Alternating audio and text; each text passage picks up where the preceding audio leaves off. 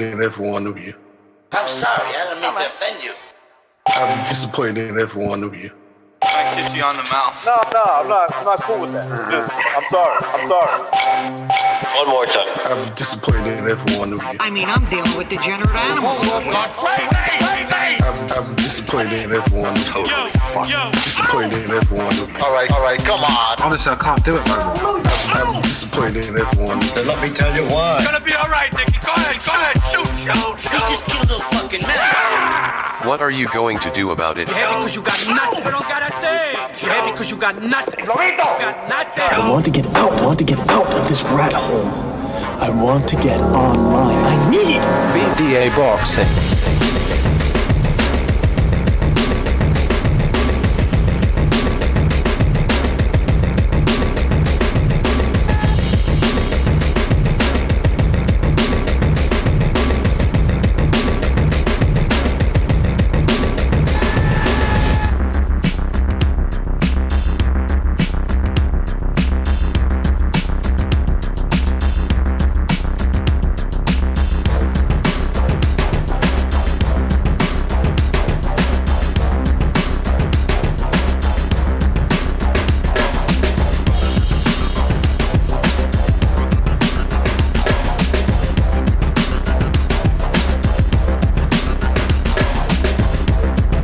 All right.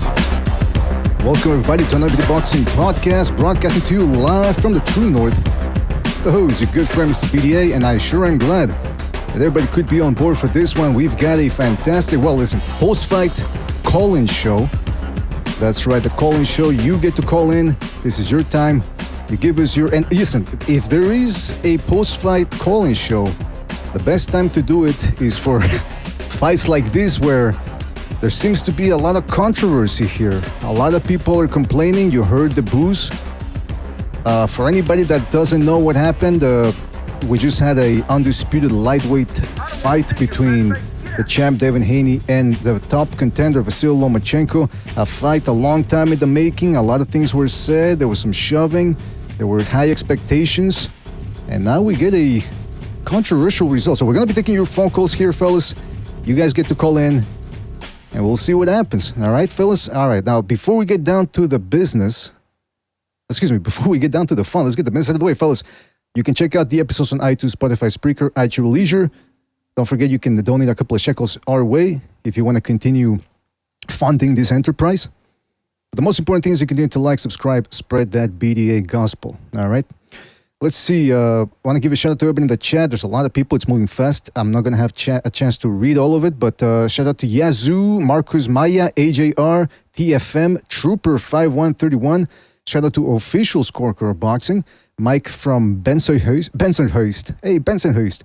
It was all a dream. Shout out to It Was All a Dream, JC in there, Sky, Druganov, PSK, Amok, PvP, Rafael Garza in the house. Shout out to him. And many more people to come, I'm sure. G Boogie's in there. Haven't seen him in a while.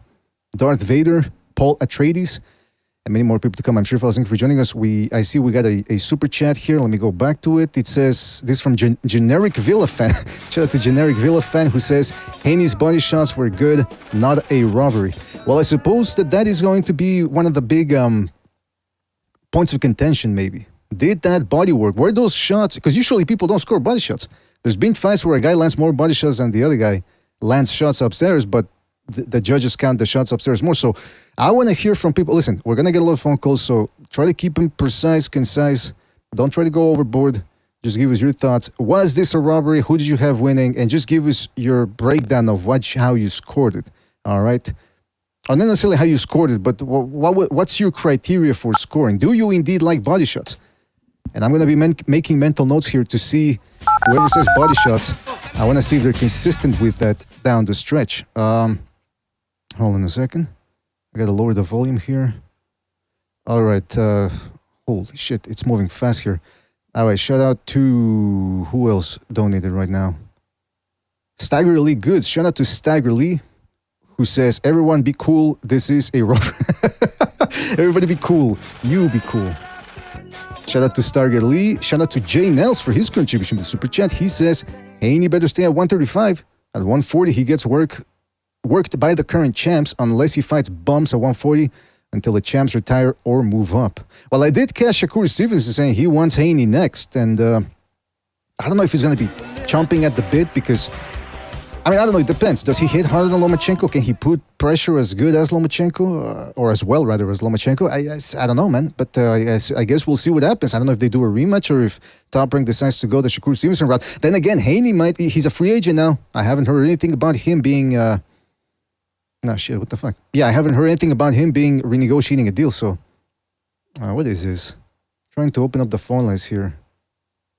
Shout out to, in the meantime, Plutonium Loach. Shout out to Plutonium says... Actually, let me read that. Let me open up the phone lines here first, because if I... Real quick, let me just, because I got to do two things at the same time here. I see we're already getting phone calls here. Okay, yeah, Plutonium Loach says, notice that when Haney said, I just beat a future Hall of Famer, then followed by scratching his nostrils, body language, bro. He know it was BS. Hey, listen, as soon as the bell rang, if we're basing all of this on body language, he did look more dejected. I think maybe just because he was surprised at how good Lomachenko was, because remember, he was supposed to wash Lomachenko. I'll just say this before the phone lines open. I don't know if I'm going to be able to make it to tomorrow's show, because again, today's the call-in show, and then tomorrow's the regular panel show. So I just want to break this down. I had Lomachenko winning. I wasn't keeping score, but my criteria is cleaner shots, clean, effective punching. Who was landing the cleaner head-snapping shots? It was Lomachenko. Who outlanded the other guy? Because again, we can't base all the results on CompuBucks, but they do help you understand a little bit of what happened. And he outlanded Haney. Haney did some good work to the body. And I want to toot my own horn here, but remember that I said that was one of the keys to victory. Counter with right uppercuts to the body. Maybe that took a little bit out of Lomachenko too, because in the last round, he didn't close as strongly as he did in the last one. But nevertheless, I did have Lomachenko winning. I do think it's a bad decision, especially when you have scorecards of 116, 112. Let me just go real quick to the scorecards here. What were the scorecards? 116, 112, and 115, 113 for Haney. I'd have to rewatch the fight. I didn't see him scoring 7 rounds.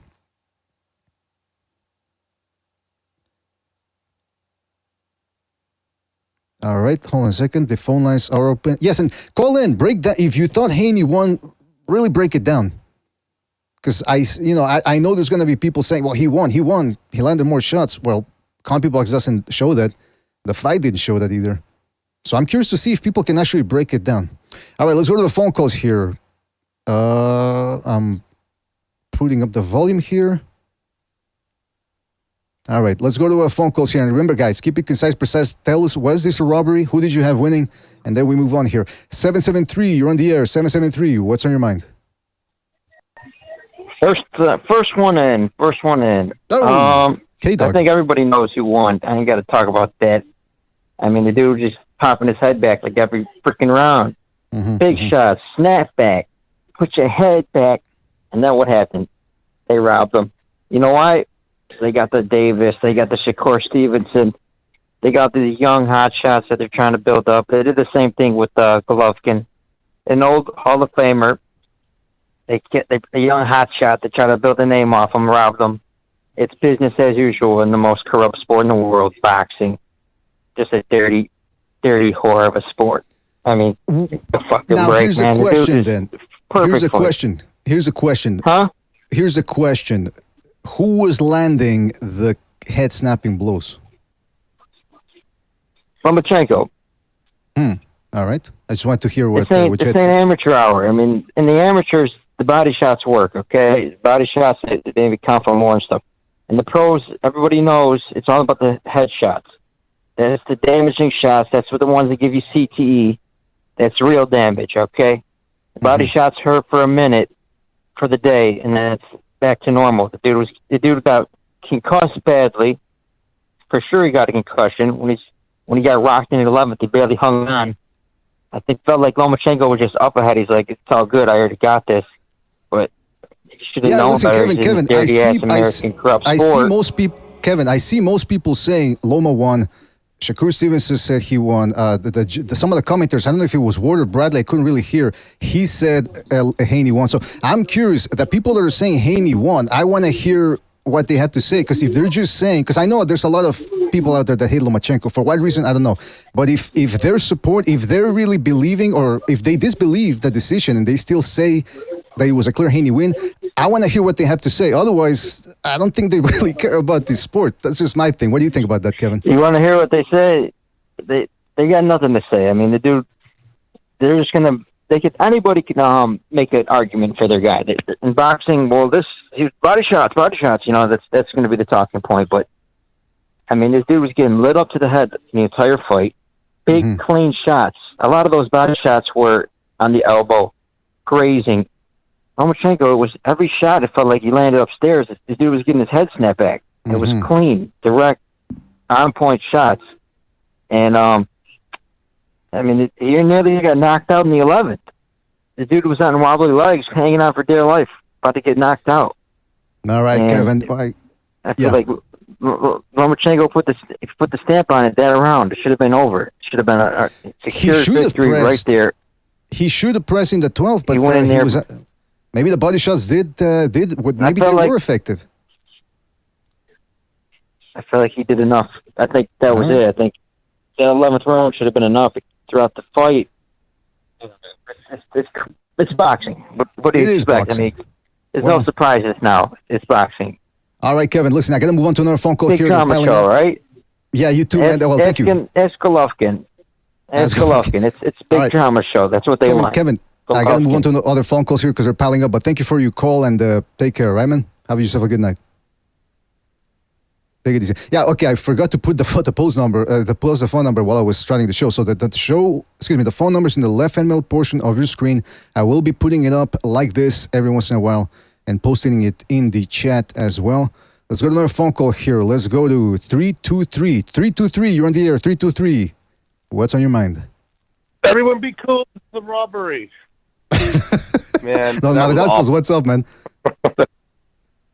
What's going on, you guys? I got to tell you, there were moments in the fight where I thought Haney had good moments, and I had to give it to him.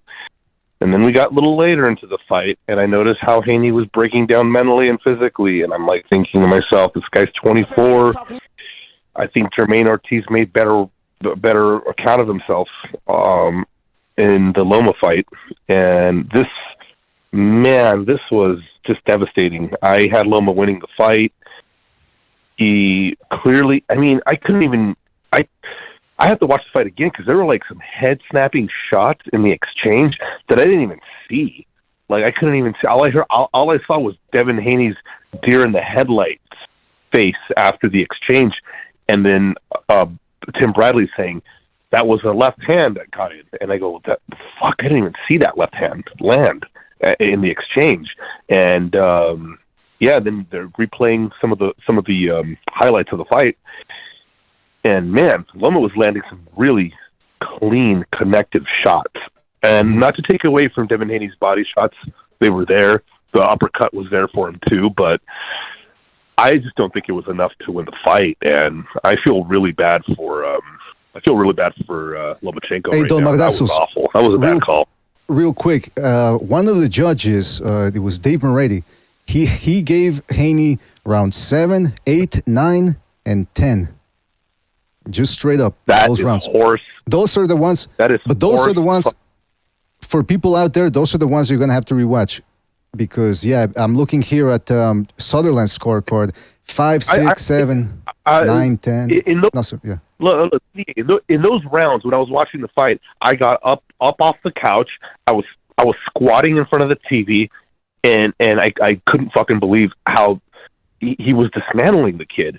I mean, he was timing his shots. He was dismantling the kid. He was sneaking in shots, and he's just popping his head back left and right. It was like classic Loma almost all over again. And then there were moments where Haney would come back, and then all of a sudden Loma just turned it on, and it was classic Loma all over again. It was great, and I thought it was a thing of beauty. And I didn't think they were going to rob him. I really didn't think they were going to rob him like this. Yeah, Don Madrazo, by the way, you picked Lomachenko to win, and you said if the ref was fair. Did you feel the ref was fair? Final comment, because we got to move on. Do you think that the ref was fair? I think so. Yeah, I think so. I think he would break up the hugs, and he neutralized that, and I think that was good. He should have, yeah, I think he was fair. I had no problems with, Yeah. Well, listen, but you guys have a good night. It's decisions like this, or I'm like, why am I watching this shit anymore? Like, why am I still watching this shit? And we paid for this, by the way. It's an abusive fucking relationship. I'm telling you, man. I'm paying for dinner. I got the car, and then you cheat on me. Like, this is awful, dude. This is just an abusive relationship we have with this fucking sport. Yeah, especially when you. Anyway, have a good night, BDA. Take care. I'll keep listening. Too, man. Take it easy, man. Yeah, that was all right. Listen, shout out to everything's going by fast today. Jeez, Luis. Okay, shout out to Paper Tiger for his contribution to Super Chat. He says promoters attached to the idea of the U.S. superstar, or I think he meant like May, like meh. It's not that important. Yeah, man. I mean, listen, maybe they think they're going to sell more when they get two undefeated young Afro-Anglos in Shakur Stevenson versus Haney. Then again, Shakur Stevenson has been adamant about paying homage to his Puerto Rican side. So I don't know if they can try to sneak that Latin angle in there. A shout out to the Functopus too for his contribution to Super Chat. He says, not the worst decision I've seen, but the judges got it wrong. It was close but clear. That said, Haney earned more respect from me in that phony win than in all of his actual wins. Well, there you go. The 24-year-old or 25-year-old champion put up a good fight against a 35-year-old. And yes, like I said, the people that feel that Haney won, I'm very curious to hear from you because I want to see, I feel like most people, especially I'm looking at the chat going by here, and they're all saying, 95% of the comments are saying Loma. So I'm very curious to hear from the people that felt Haney won to see how they break down the fight and what just transpired. Don't forget to hit the like, fellas. Really helps us out. If you're not going to donate with the Super Chat, a thumbs up and a subscription. That's all we really need. Let's go to another phone call here. Let's go to 470. 470, you're on the air. 470, what's on your mind? What's up, guys? Good fight. I called in before, and, I felt Haney would win a very close, tight chess match type of fight. And that's what happened. I think the Loma, I don't know, the Lomachenko fans, I don't know, I feel like there's a lot of overreaction here. He had his moments in the rounds. Haney had his moments. I just felt Haney, he was jabbing, he was landing his body shots, and Loma would land his flurries, but, like I said prior to the fight, I just feel like he's just not active enough. Those punches he does land they're more flashy. And maybe that's what, the Loma backers and, are looking at, but, I don't know, man. I saw, listen, who landed the head snapping shots? Lomachenko. Okay. Now that's going to be the big question then. Did Haney's work downstairs, was that enough to get him the win? Listen, I've said it before. I'm a big fan of body shots. I like body shots. So I'm going to have to rewatch the fights. Yeah. Yeah, in my opinion, his jabs, some of his short punches, his hooks, and his going to the body, I felt like that work was more. He was just landing more numerous shots. His work was just, there was more volume in his work than with Lomachenko. Lomachenko's was more flashy, the head popping shots, but I just don't feel it was in the same volume. In my mind, if I'm scoring a fight, I'm scoring for the shots that do the most damage, and those are that clean. It says clean, effective punching. So I would have gone with that. Apparently, according to CompuBox, Lomachenko also outlanded Haney. So I don't know, man. It's you say that the Lomachenko fans are overreacting. I see a lot of people, even people that are saying that they picked Haney to win, are saying Loma won. So I don't know. Maybe it's possible. Maybe you're biased. I don't know. Maybe they're all biased. I don't know. I don't know you personally. So, but I guess we'll see what happens. I'm not biased. I called y'all before the fight. I told y'all what was going to happen, and that's what happened. Well, I just called like I see it. A lot of people disagree. Oh, by the way, were you the one that said that we were emotional? I did say that. Yeah, I feel like Lomachenko fans, they don't see his weaknesses. They only see his strengths. They only see the good things he does. They don't see the bad, and that's what leads to. They just can't see the the complete reality. I'm curious. Are the experts that say Lomachenko won this fight, are they being emotional? Are they being emotional that they say he won the fight? I think there's a little bit of that in there. It was a close fight. I mean, you could make the argument. So the fighters are emotional. In my view, the experts are being emotional and biased. All right. Well, we'll see what happens. I don't know. We'll see. Listen, I'm going to rewatch the fight because I'm open-minded. But like my initial reaction is I think Lomachenko won, and that's what I'm seeing 95% of the people here saying. And we're getting viewers that usually don't tune in because we have more viewers than average. So I guess we'll see what happens. But listen, Chris, we got to move on. That's your name, right, Chris, I think? All right, guys. All right, yeah. All right. Yeah. All right, guys, take care. Call back later. Call back next time, sorry. Catch you in the next one. All right. All right, that was 470 there. That was Chris. Let's go to another phone call. Jeez, okay, they're piling up, and I got to go through a bunch of super chats here as well. Warp Speed, shout out to Warp Speed, says the wrong decision in my opinion, but it was an amazing, exciting, and high caliber fight. Haney will have match success at 140 and become a champ. Well, there you go. Someone sees some hope there for Haney. Shout out to Warp Speed. Shout out to SL Cow for his contribution to Super Chat. He says, I had it at 117, 111 for a Loma, cleaner punches, and hurt Haney a few times. That's the feeling I'm getting here. I mean, CompuBox backs up what a lot of people saw. Alan R, shout out to Alan, says, Progress said Loma won. Oof. You know what, fellas? I'm starting to see another Golovkin-Canelo 1 situation here, where the fans of the guy who should have lost, they're in the minority, and I don't think they got much to back it up so far. But again, the night is young. We'll see what happens. Let's go to a phone call here. Let's go to 773. 773, you're on the air. 773, what's on your mind? Hey, man. Thanks for hosting tonight. It was a good fight, but in my opinion, I actually scored the fight. And I gave some swing rounds. I had 7-5 Loma, or you can do 8-4. Now, again, that's me. That was my scorecard. There was family and friends around. Mm-hmm. But outside of that, I actually watched the fight. I wasn't too distracted too much. So, again, I watched it, but I had Loma winning the fight. Mm-hmm. Mm-hmm. That's how I have it. I'm a fan of the sport.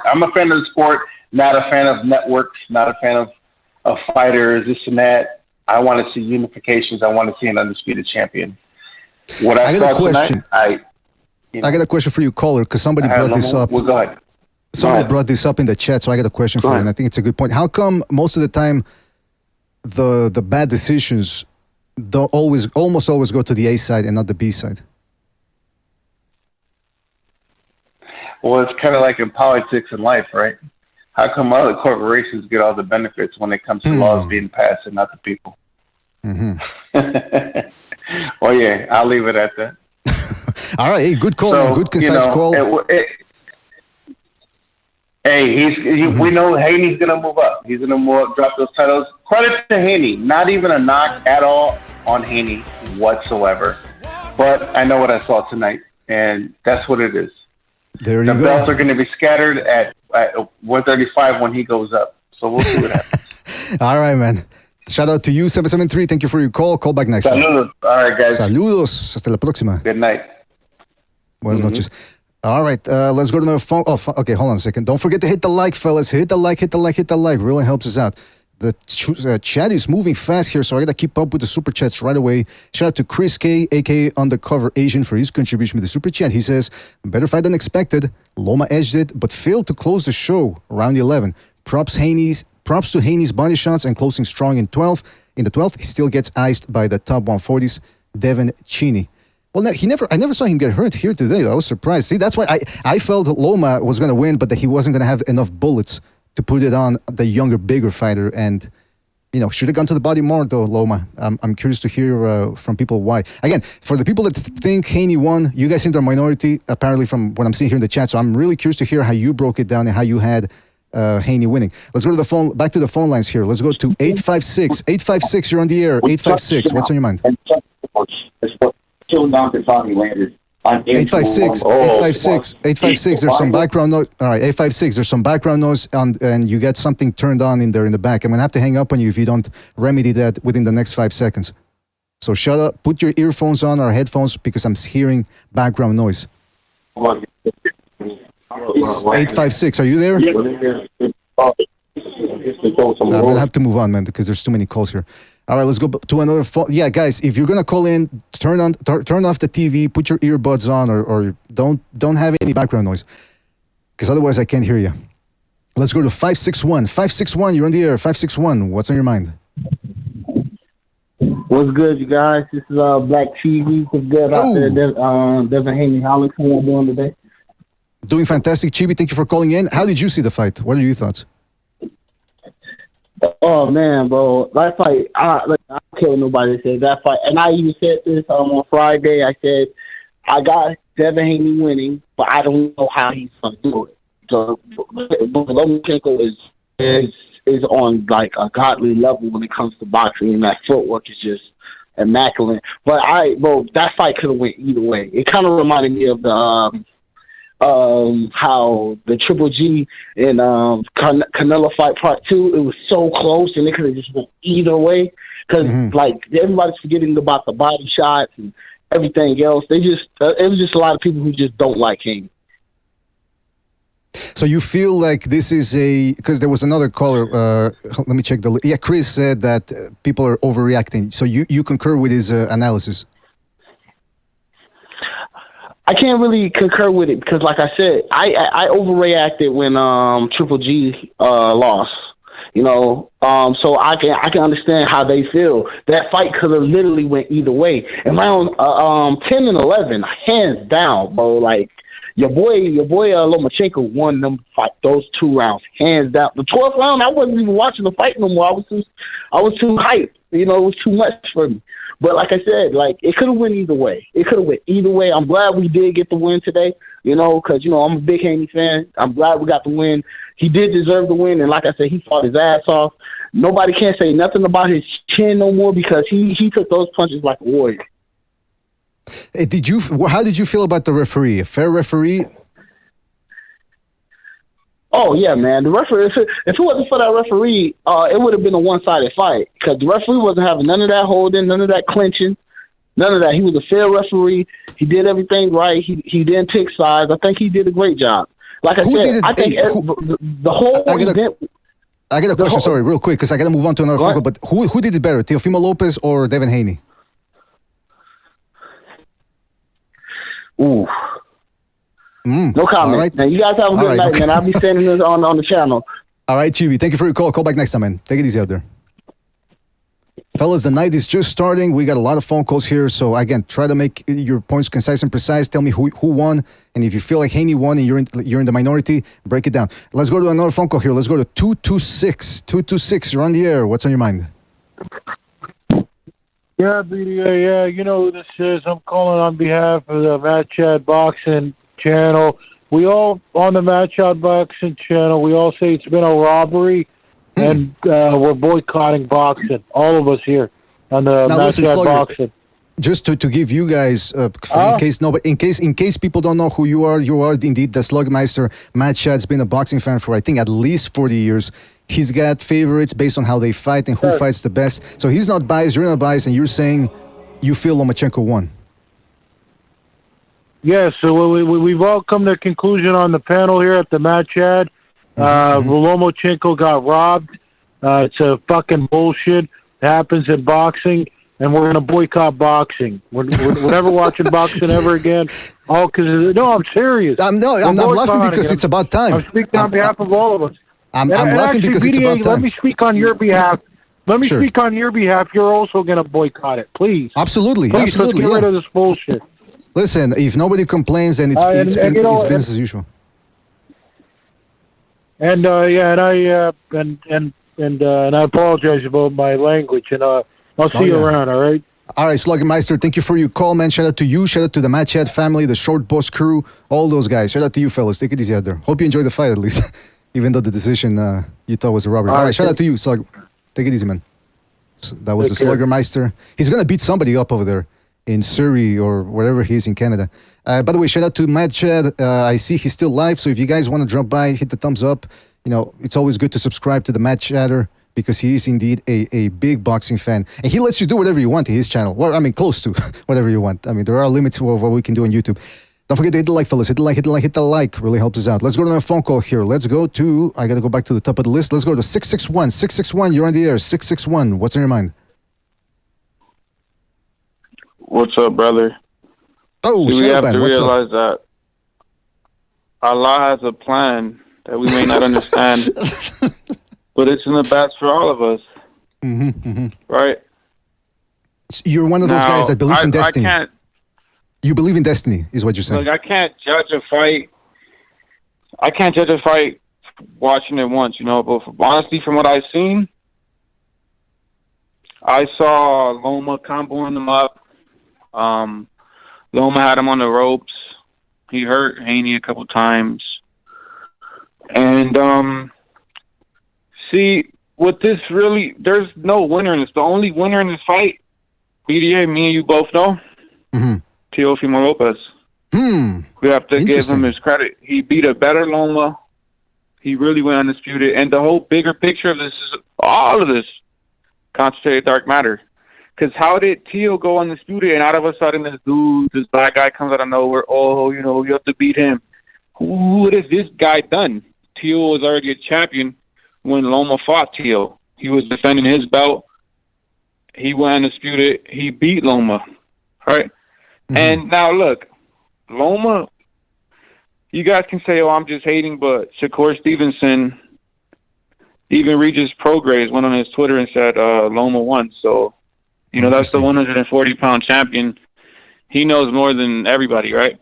So whatever, regardless of what they said, I have to go watch the fight again. But from what I see, it wasn't like Triple G and Canelo because Haney never had Loma hurt.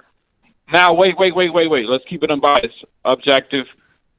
Haney was catching Loma with the body shots. And, he had like those dumping shots, like those one shots. Loma had those combinations. He was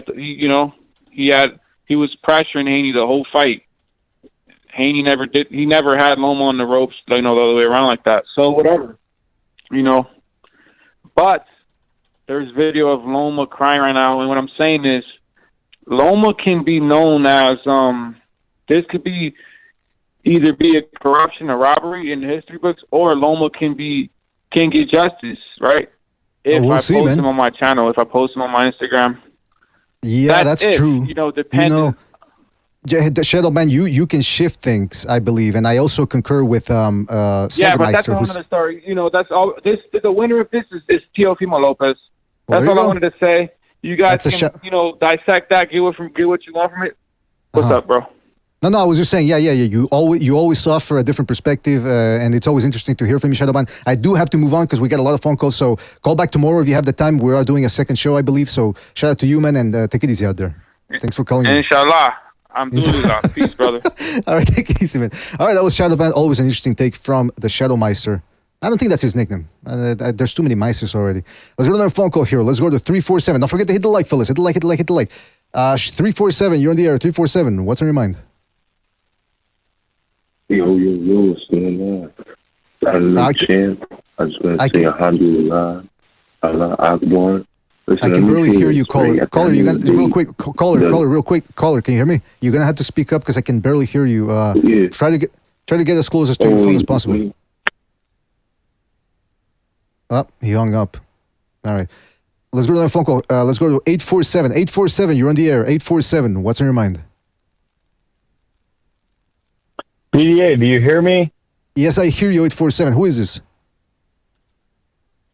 Foul Pole. Foul Pole. Oh, I haven't heard from you in a while. What's up, Foul Pole? I call in every 3 years. That's how I go. What's up, man? First of all, let me say it was a great fight. Let's all sit back and recognize that both individuals fought brilliantly. This was a good night for boxing. Can we agree on that? I mean, it was a good event, but it was a good event, but the result leaves a sour taste in people's mouths.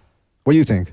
BDA, do you really believe that this was a robbery? Would you say, BDA, on the line, your opinion, do you think this was a robbery? You know what? I'm always hesitant to say Robbery because there have been instances like I remember Werner Forrest versus Corte. A lot of people said Robbery afterwards, myself included. I thought Forrest had clearly lost that fight. And then I rewatched and I said, I can sort of see where maybe Forrest could have, maybe it was a little bit closer. So I'd have to do the same thing with this one. But my initial contention is Lomachenko landed the more effective, cleaner shots as per the rules. And he also outlanded Haney as per the CompuBox. So, and then you get the opinion of a lot of people out there, including experts who are unbiased. I'm getting Triple G Canelo 1 vibes here. You're the body snatcher, man. You're the body snatcher. You always say you work the body in the gym. That's right. That's right. The cleanest shots in this fight were landed by Haney to the body, That's man. what I'm saying. That's what I'm saying. That's why I'm saying. Real quick. That's why I'm saying. That's why I'm saying I'm gonna rewatch it. But I'm curious to hear your thoughts. What did you think of the fight? I thought it was a great fight, but I'm gonna be completely honest. And I'm objective, man. I always listen. I don't call in much, but I always listen. You guys have a great show. Let me just first say that. BDA, man, your show is top notch, man. You guys are professional. Falpo, you don't have to precede all that by saying that you're unbiased. Now, just give me your thoughts. Who won the fight? Who did you have winning the fight?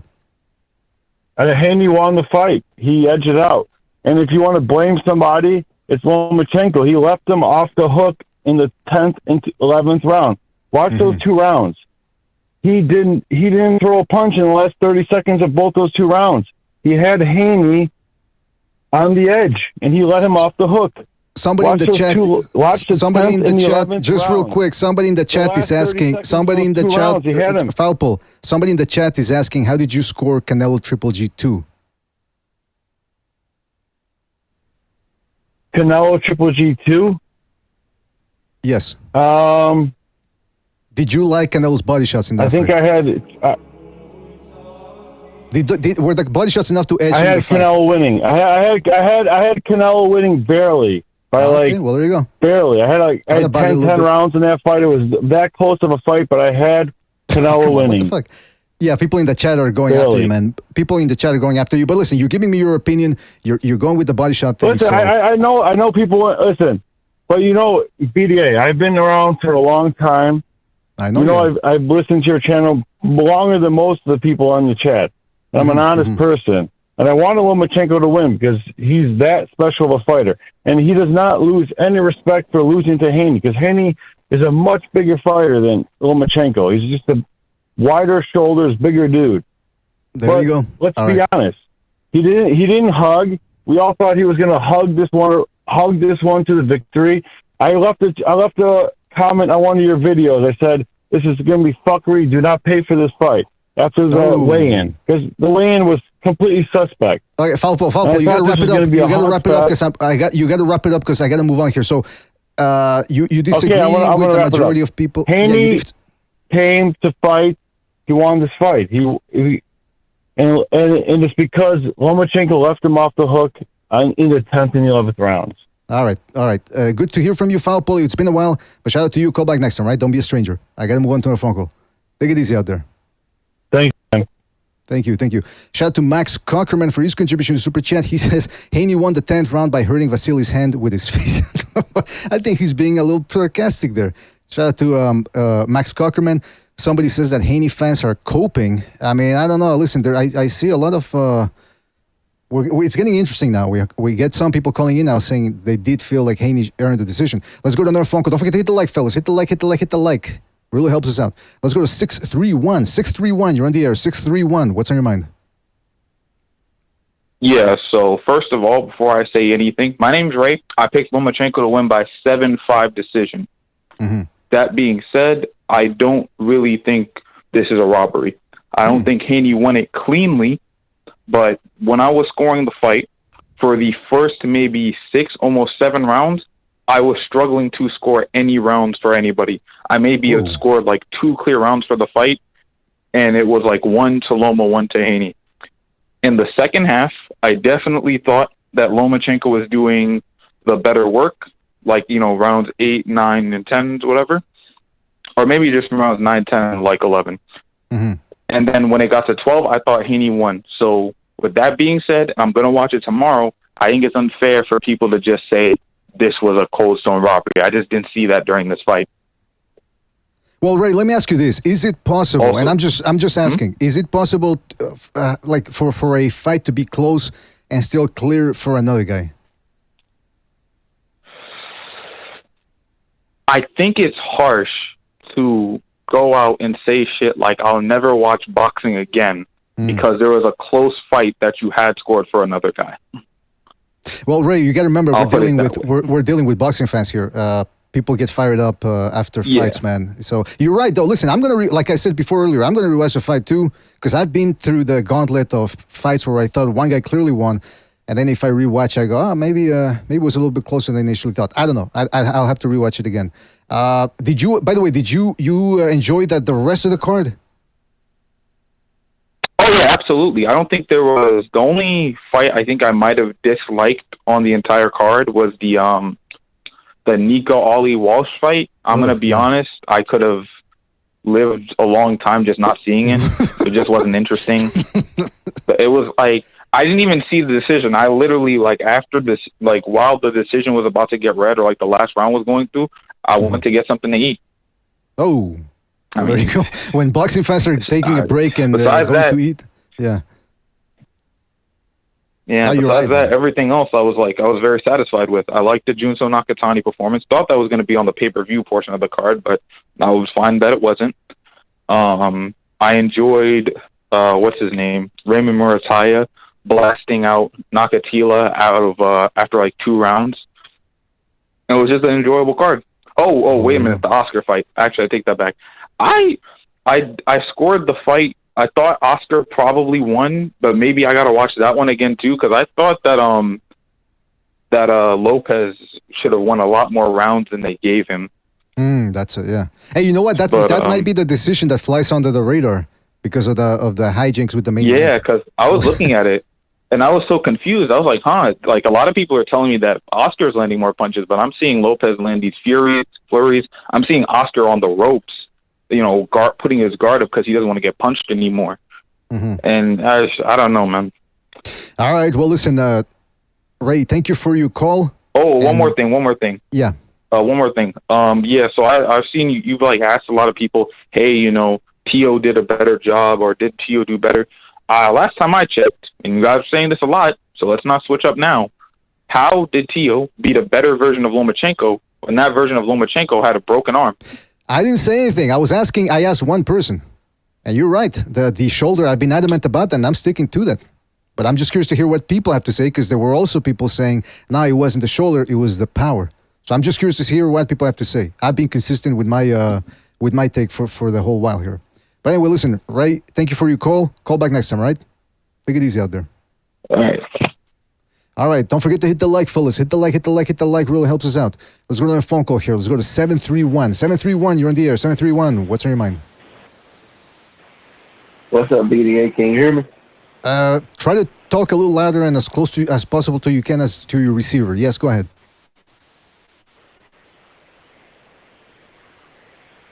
Go ahead, Can you hear me, BDA? Yeah, talk as loud as possible, please. Go ahead. Yeah, man, I was just going to say, man, that Nico Ali Walsh fight was terrible, like the other guy was saying. I don't see why they promoting that guy. He sucks, man. Oh, man. And I wanted to say, man, does Haney normally fight where he just throws one punch at a time? Is that normally him? Yeah. And that's, to me, I think he lost the fight, man. Based on that, he did good, but I think the second half of the fight, man, I think Lomachenko really just took over, man, and he turned into vintage Lomachenko on him, and you could tell. I think it was like after like the 9th or 10th round, and it was kind of like Haney was complaining in the corner or whatever, and I was like, man, it's just about over for Haney, man, but he lasted the entire fight, and I had a feeling, man, that they was gonna give it to Haney in the end. A lot of, you know what? It's interesting because I'm reading the predictions that we took down here throughout the week.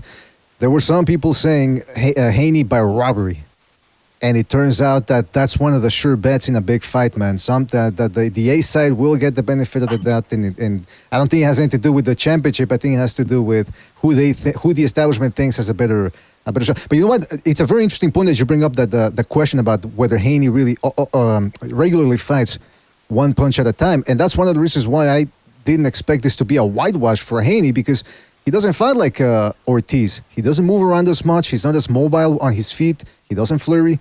And that one shot at a time, one punch at a time, that Lomachenko can read that.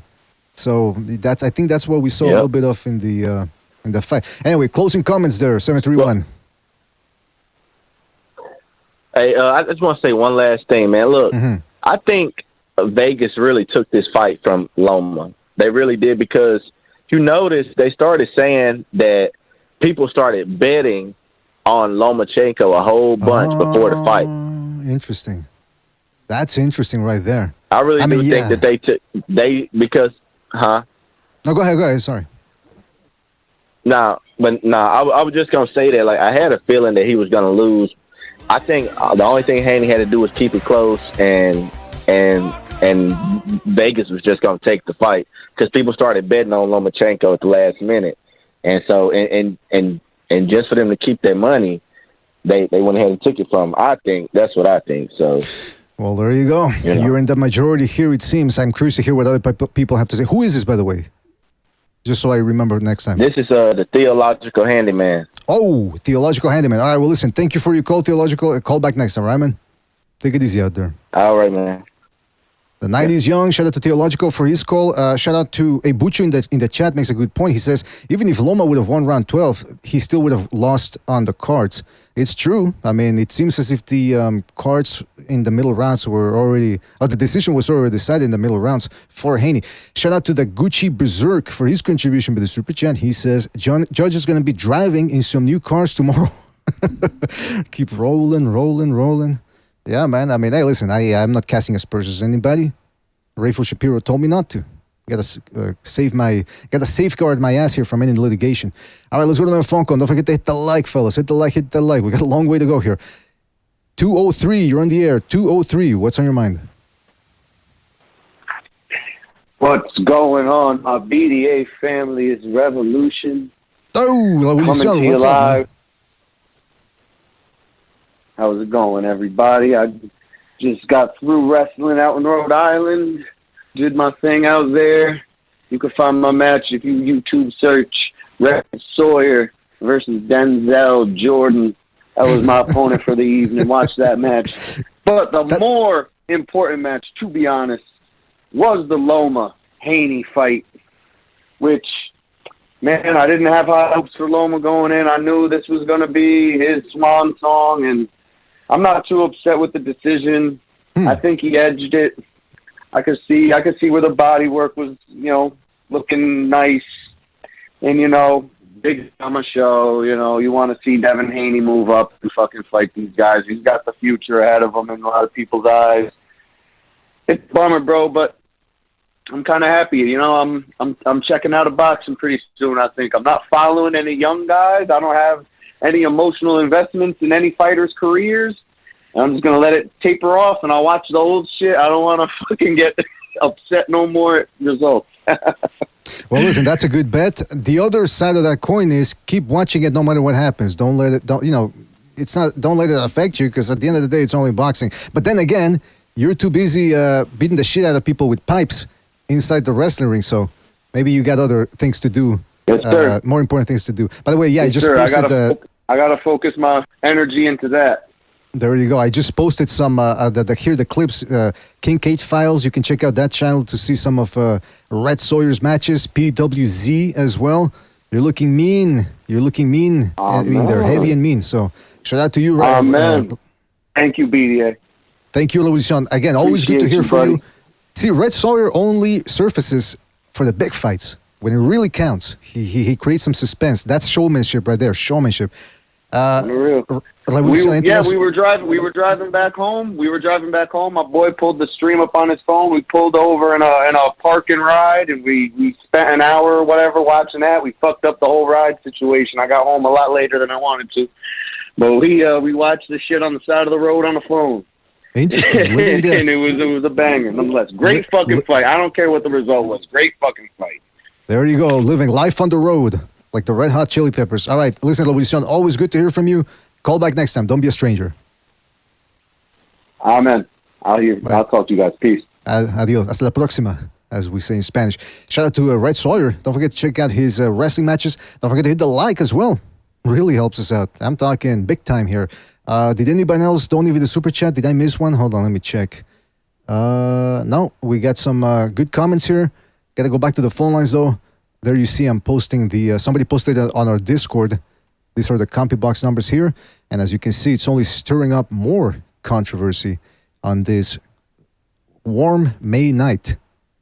All right, let's go back to the phone lines here. I was trying to do an Art Bell impersonation. Let's go to 510. 510, you're in the air. 510, what's on your mind? Is that what? Yeah, okay. Hey, what's up, BDA? I had to fight 7-5 Loma, but I could actually see the draw. I actually originally had TKO Loma 10th round, but it is what it is. It was it was an exciting fight, but I can see why people are annoyed. But honestly, obviously, Lomachenko landed the cleaner punches, but you can't ignore Devin Haney's work. And honestly, I don't like Haney at all. I think he's a terrible fighter. I really don't care if he goes up in weight. He's going to end up losing eventually. He barely won this by but I was going to say that judge, whoever scored it 116, 112, man, that's complete stupidity right there. I really don't see, because he won. If I had to give it to Haney, I might have given Haney, the 7-5, but barely, if I did, but I still gave it to Lomachenko. But the thing I disliked about Lomachenko, though, he did kind of let go of the gas, in those rounds in between. He was getting clipped too much in the body shots in those rounds. So I honestly thought even though and also I want to say the commentators both suck ass. Timothy Bradley and Andre Ward, they should get the fuck out of commentating. Terrible commentators. They just kind of soured the fight for me. Yeah. All right. Well, listen. As I was saying, can I ask you a question? Caller, can I ask you a question? I'm curious about this. One of the narratives throughout the night. Oh, actually, no. I'm scratch. I'm not gonna ask you that. I want to hear from you. What's up? You want to say something? Me? Yeah. About what exactly? Because I was just saying, the only thing I was just gonna mention, there were terrible commentators and that judge got it wrong. Yeah. But yeah, where Lomachenko was getting clipped again, the hook to the body and the check hit to the head, and that's the thing that kind of partly annoyed me, because I think you mentioned that before. Whatever that sort of reset that Lomachenko kind of does, that's where he got kind of caught. I would have to look back and watch exactly why he was doing that in the first place, because he, in my opinion, he had to obviously turn it up from the start, but he should have never let Haney get that breathing room.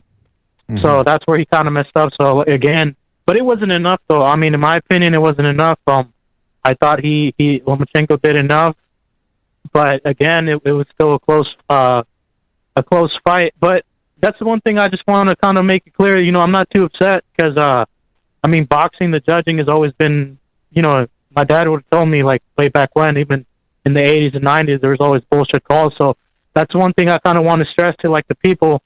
It's very clear that, obviously the front runners right now, you have Devin Haney, you have Shakur, you have Gervonta, and I'm of the opinion, man, you got to take it away from these guys. You can't just, as much as I hate Dana White, right? I hate Dana White, right?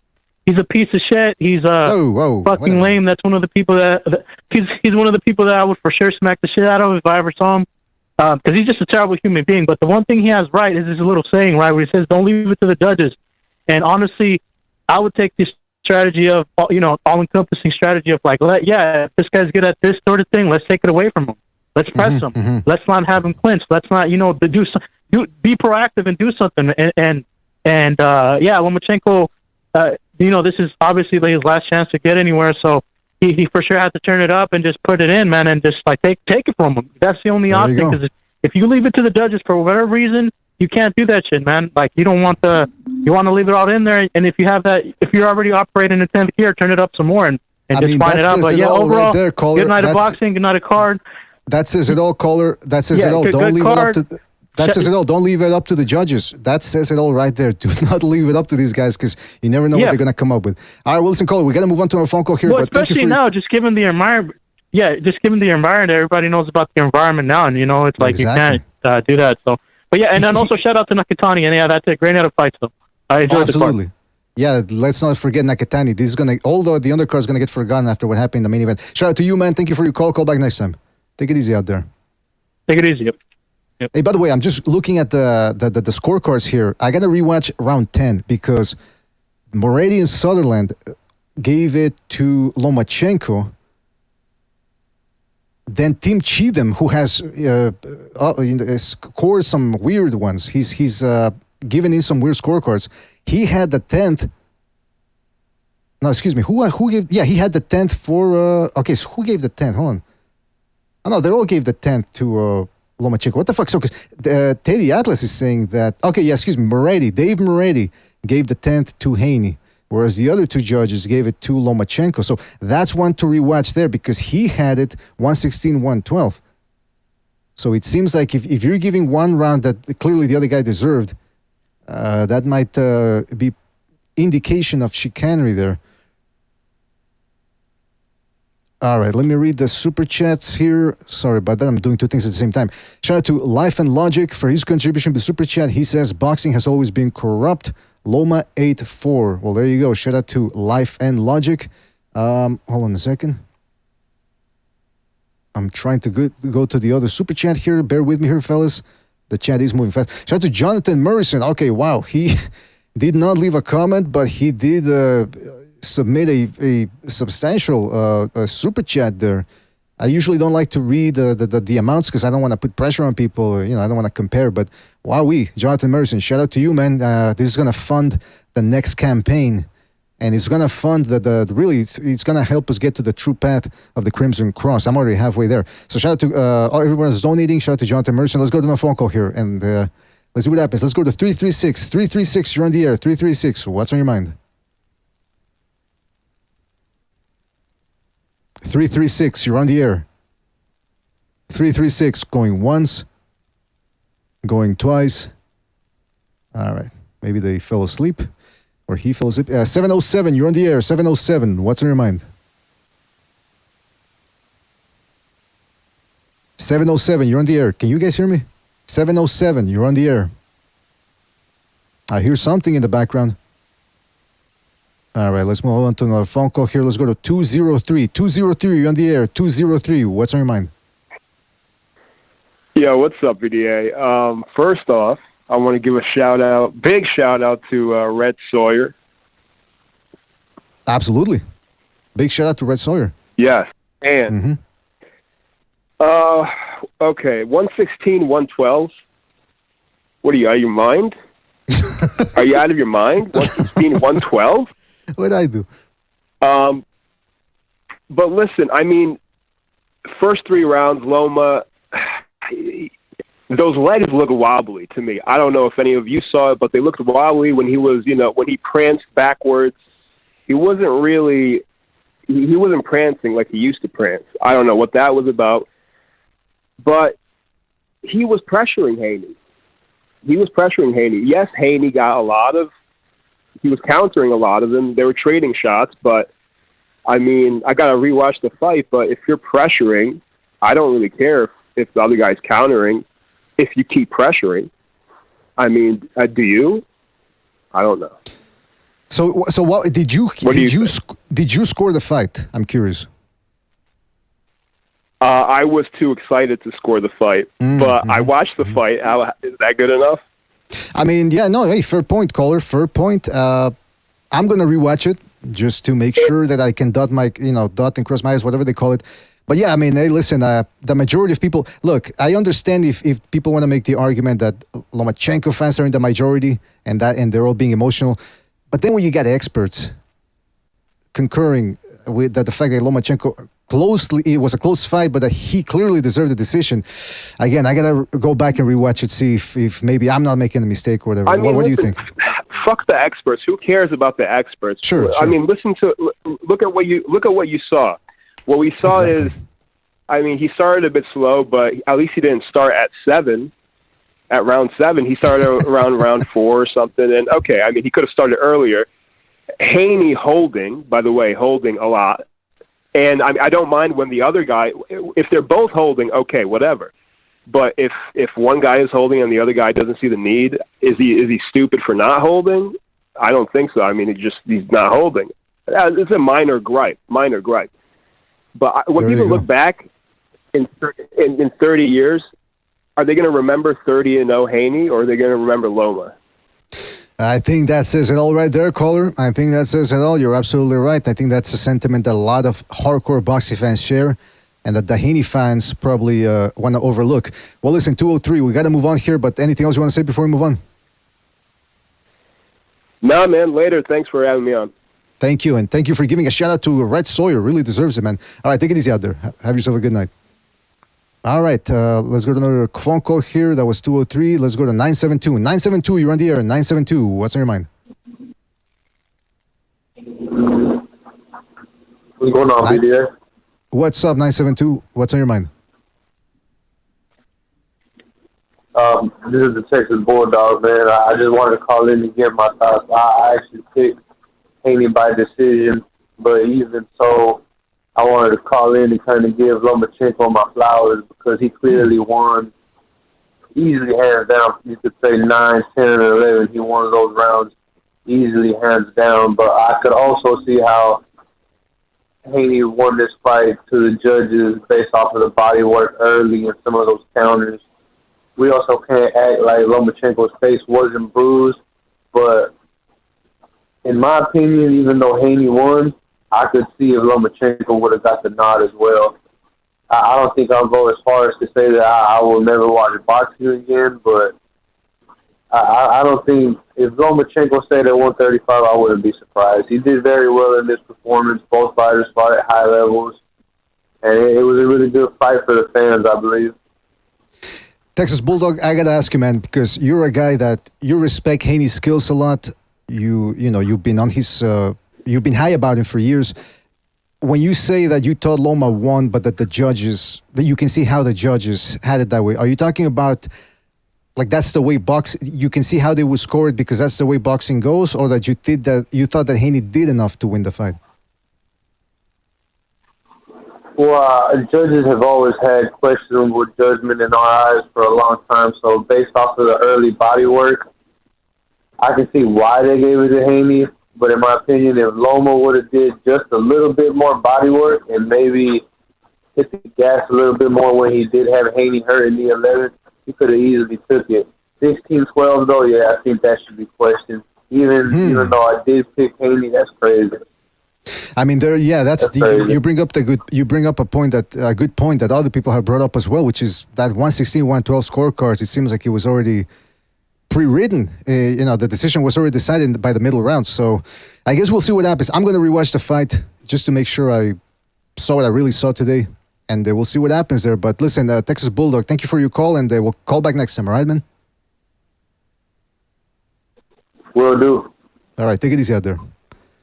Let's go back to the chat here real quick. Somebody, shout out to D-Style Boxing. Shout out to D-Style. Check him out if you haven't checked him out already on YouTube.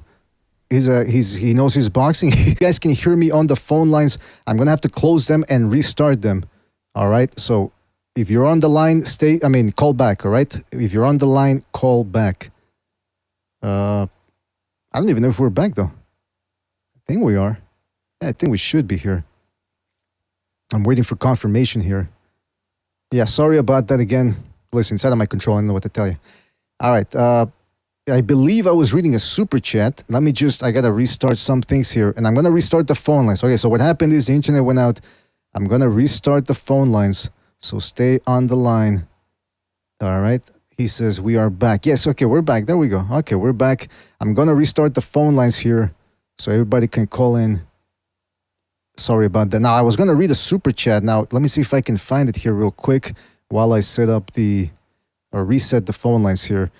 Who was it? It was D-Styles. I know that. Like I said, check him out. I love it when he goes after people there, or when he gets into heated debates. Shout out to D-Style Boxing, who said, a judge gave Haney round 10. Shake my head. Impossible. That's what I was saying. Like, so, that's what people are saying on Twitter. I got to rewatch the 10th round to really make sure that what happened in the 10th round.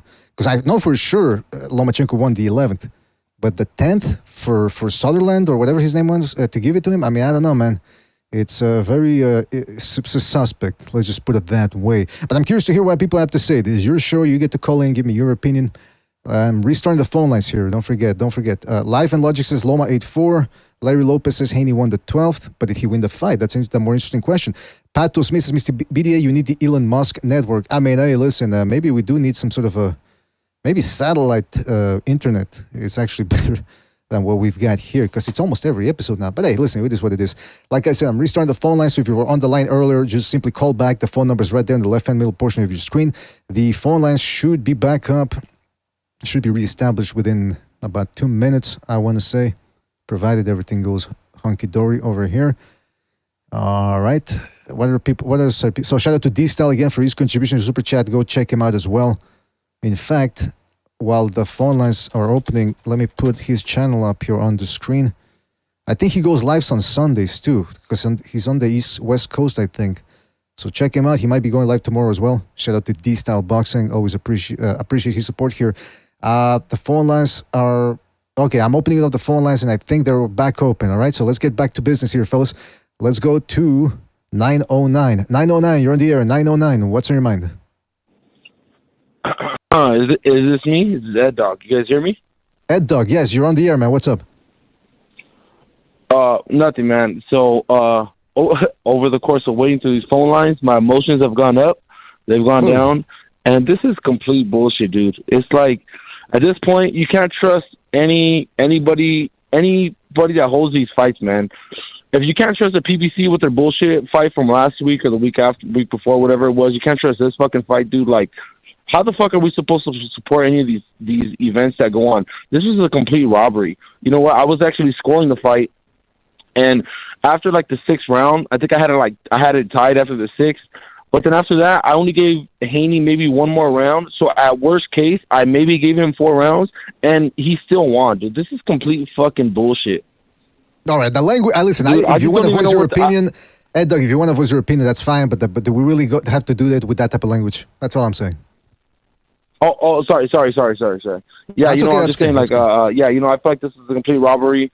Lomachenko got robbed. I mean, I don't see how people gave Devin Haney, a majority of the rounds. There's no way. And I was, me and my son watching the fight, and it's like, dude, at this point, even if you're fighting, some of these type of fighters, they're already up 5-6 rounds on the scorecard. Like, what are you supposed to do to win?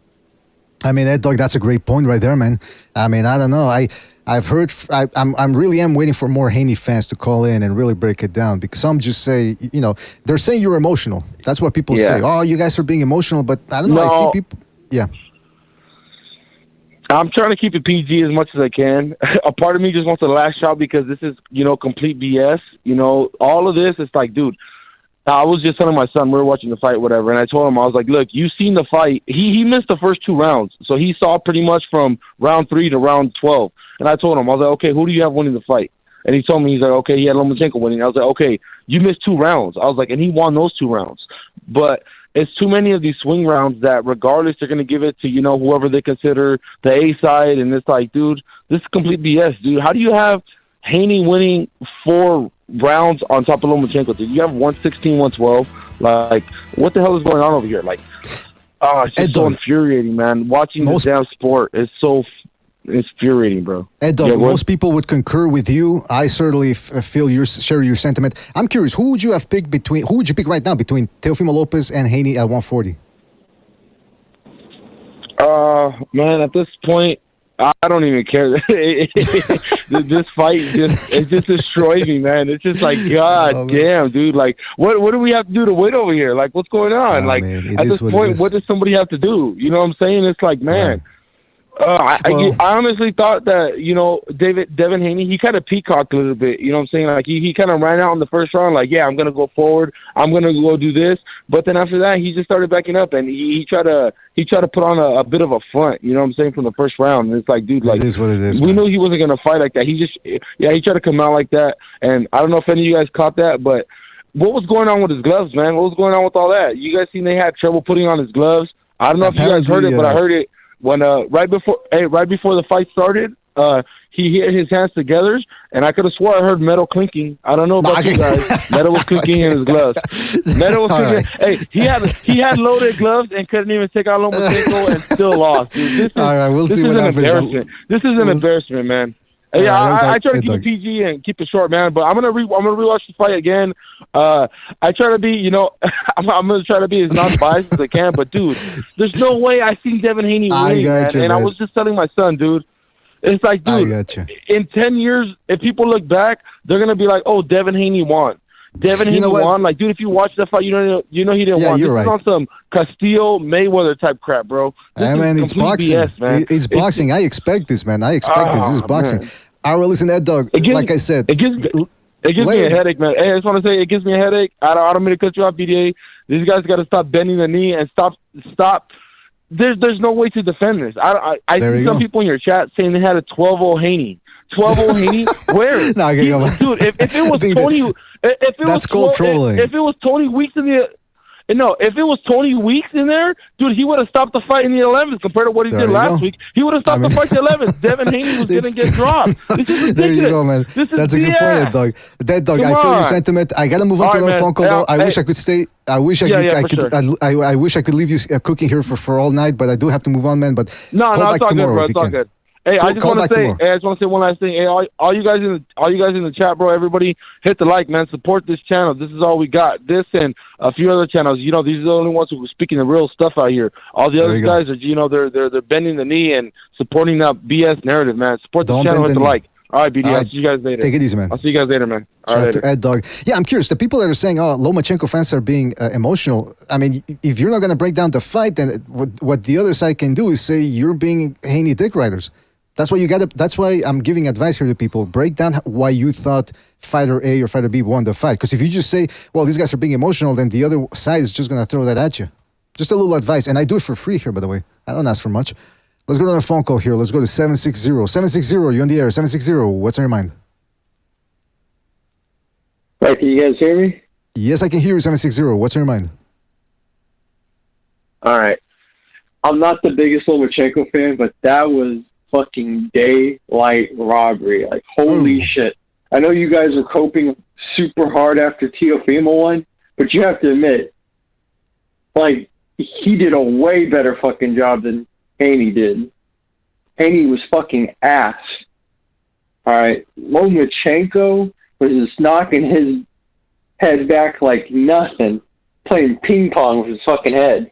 That was fucking robbery. It's ironic that one of the judges' name was Tim Cheatham because he cheated the man. He cheated Loma. That was fucking absurd. A unanimous decision? I could see maybe a split decision. Robbery, still nonetheless, but a UD? Are you fucking kidding me? Like, holy shit. That's absurd. Well, let me ask you this, though. If it would have been a split... Hold on, let me ask you this. If it would have been a split decision, would you have felt better, or...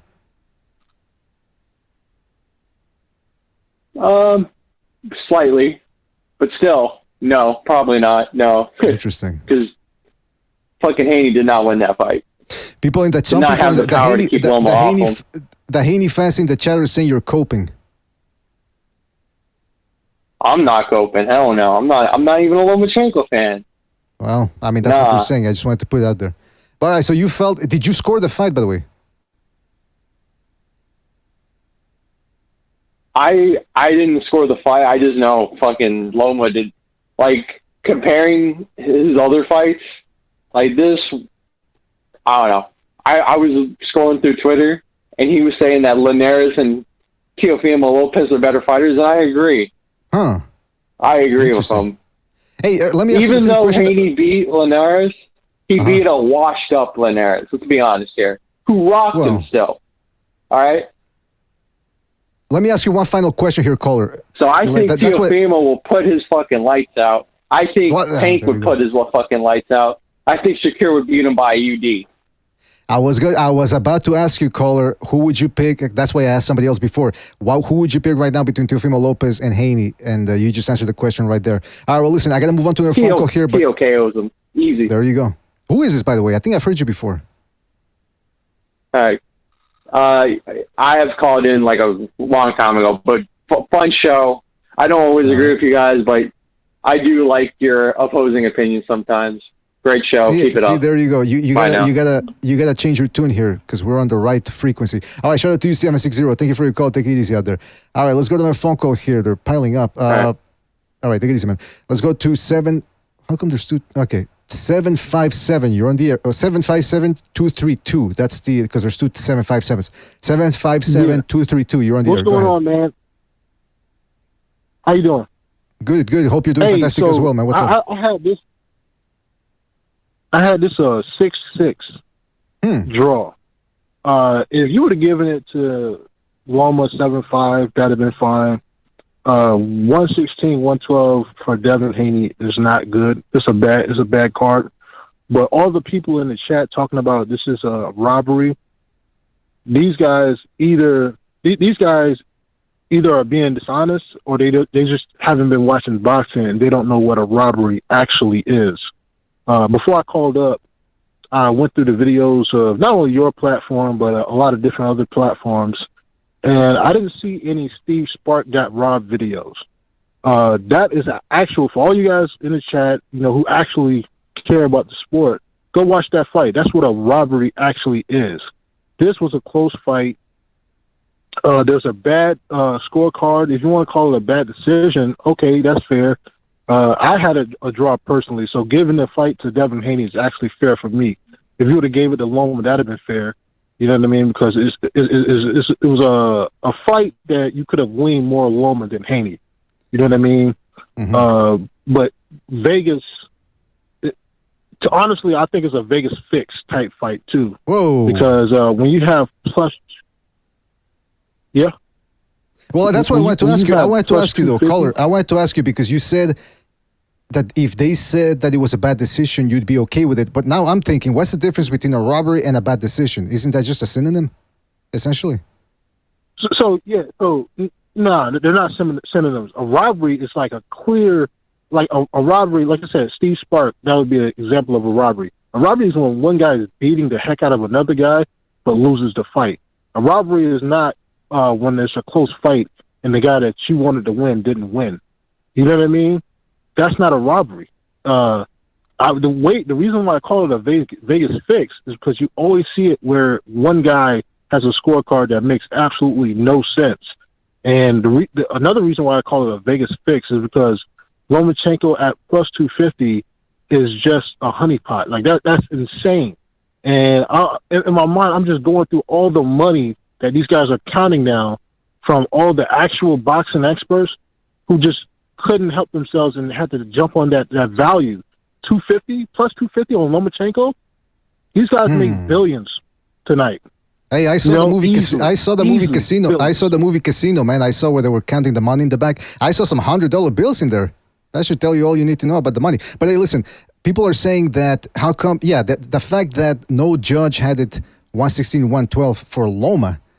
That is indeed an indication that there was some sort of chicanery going on, or perhaps some sort of hijinks or shenanigans, whatever you want to call it.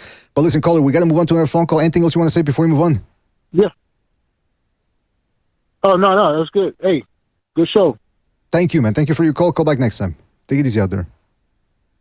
All right, let's go to the second 757 call. That's 75343. 757-343. You're on the air. 757. What's on your mind? Greetings and salutations, BDA, and to everybody on the boxing channel right now. Is this G Boogie? This is OG Boogie.